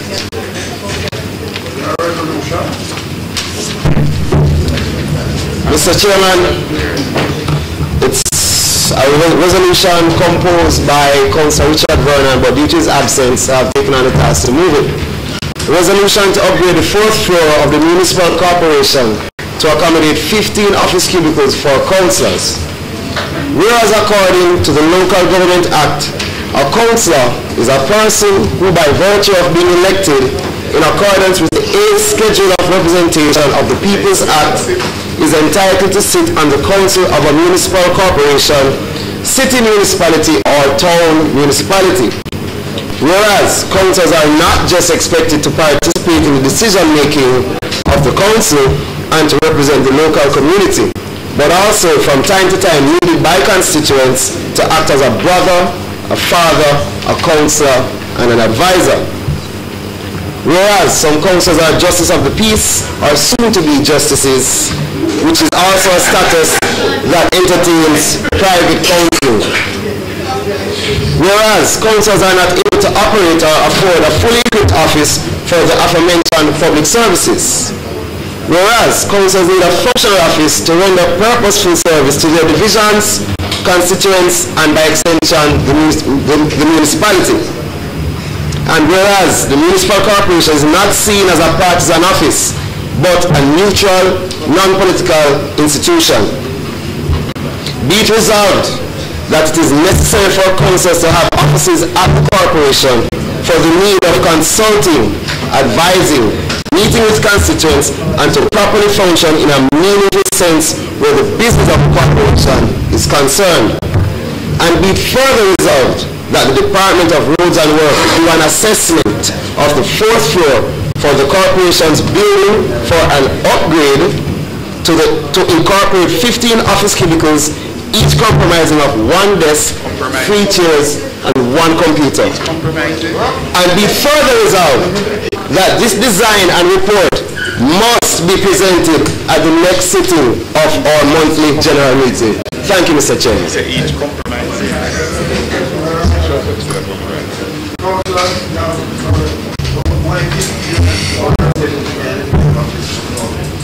You just say, you just know. There are second. All in favor? Aye.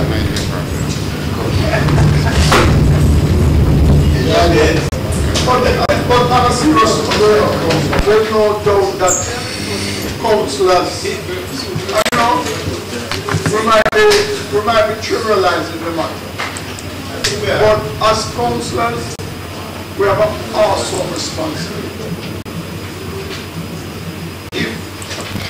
If we are to apply ourselves as dictated by the local government footprint as to how we should act and proceed as a council, it is literally a full-time activity.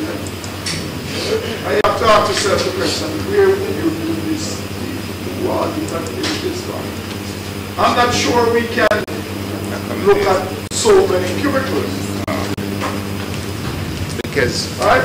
people want to be there every day. I think the whole working condition of a councillor can be made a little bit more comfortable. I know we are now getting an administrative assistance from the Ministry of Local Government, which is not even something that you can even employ somebody on a 5-day, 40-hour work week. Probably the most you can do is to have somebody working with you for 2 days. But it is something that we should give some consideration. I don't think we can go 15 offices though. Chairman, on that matter, I think we have to see the advice of the superintendent. Yes. That's what he says.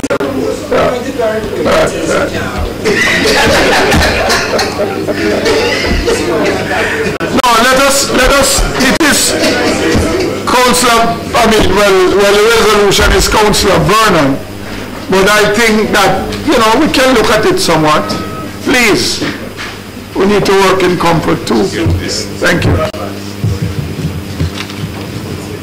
Is there any notice for the resolution?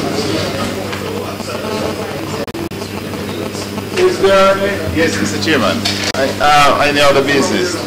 Monday, October 16th, was stated for the Civic and Community Affairs Committee meeting, but it is public holiday. We'll have the civic sermon on that day, and it's also a public holiday. So I was hoping the chairman would have been at this meeting, but unfortunately he left.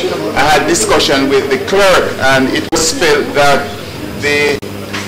there were no pressing matter, because the main activity for this month would have been the civic ceremony, and that is already on the plan.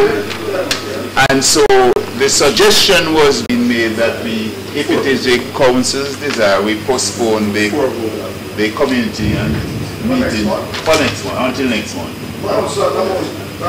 Civic and Community Affairs. We should have been Monday. Thank you. All right. Thank you, Mr. Chairman. Anything else? No. Is there any new matters? Thank you, Your Worship. Your Worship, I noticed that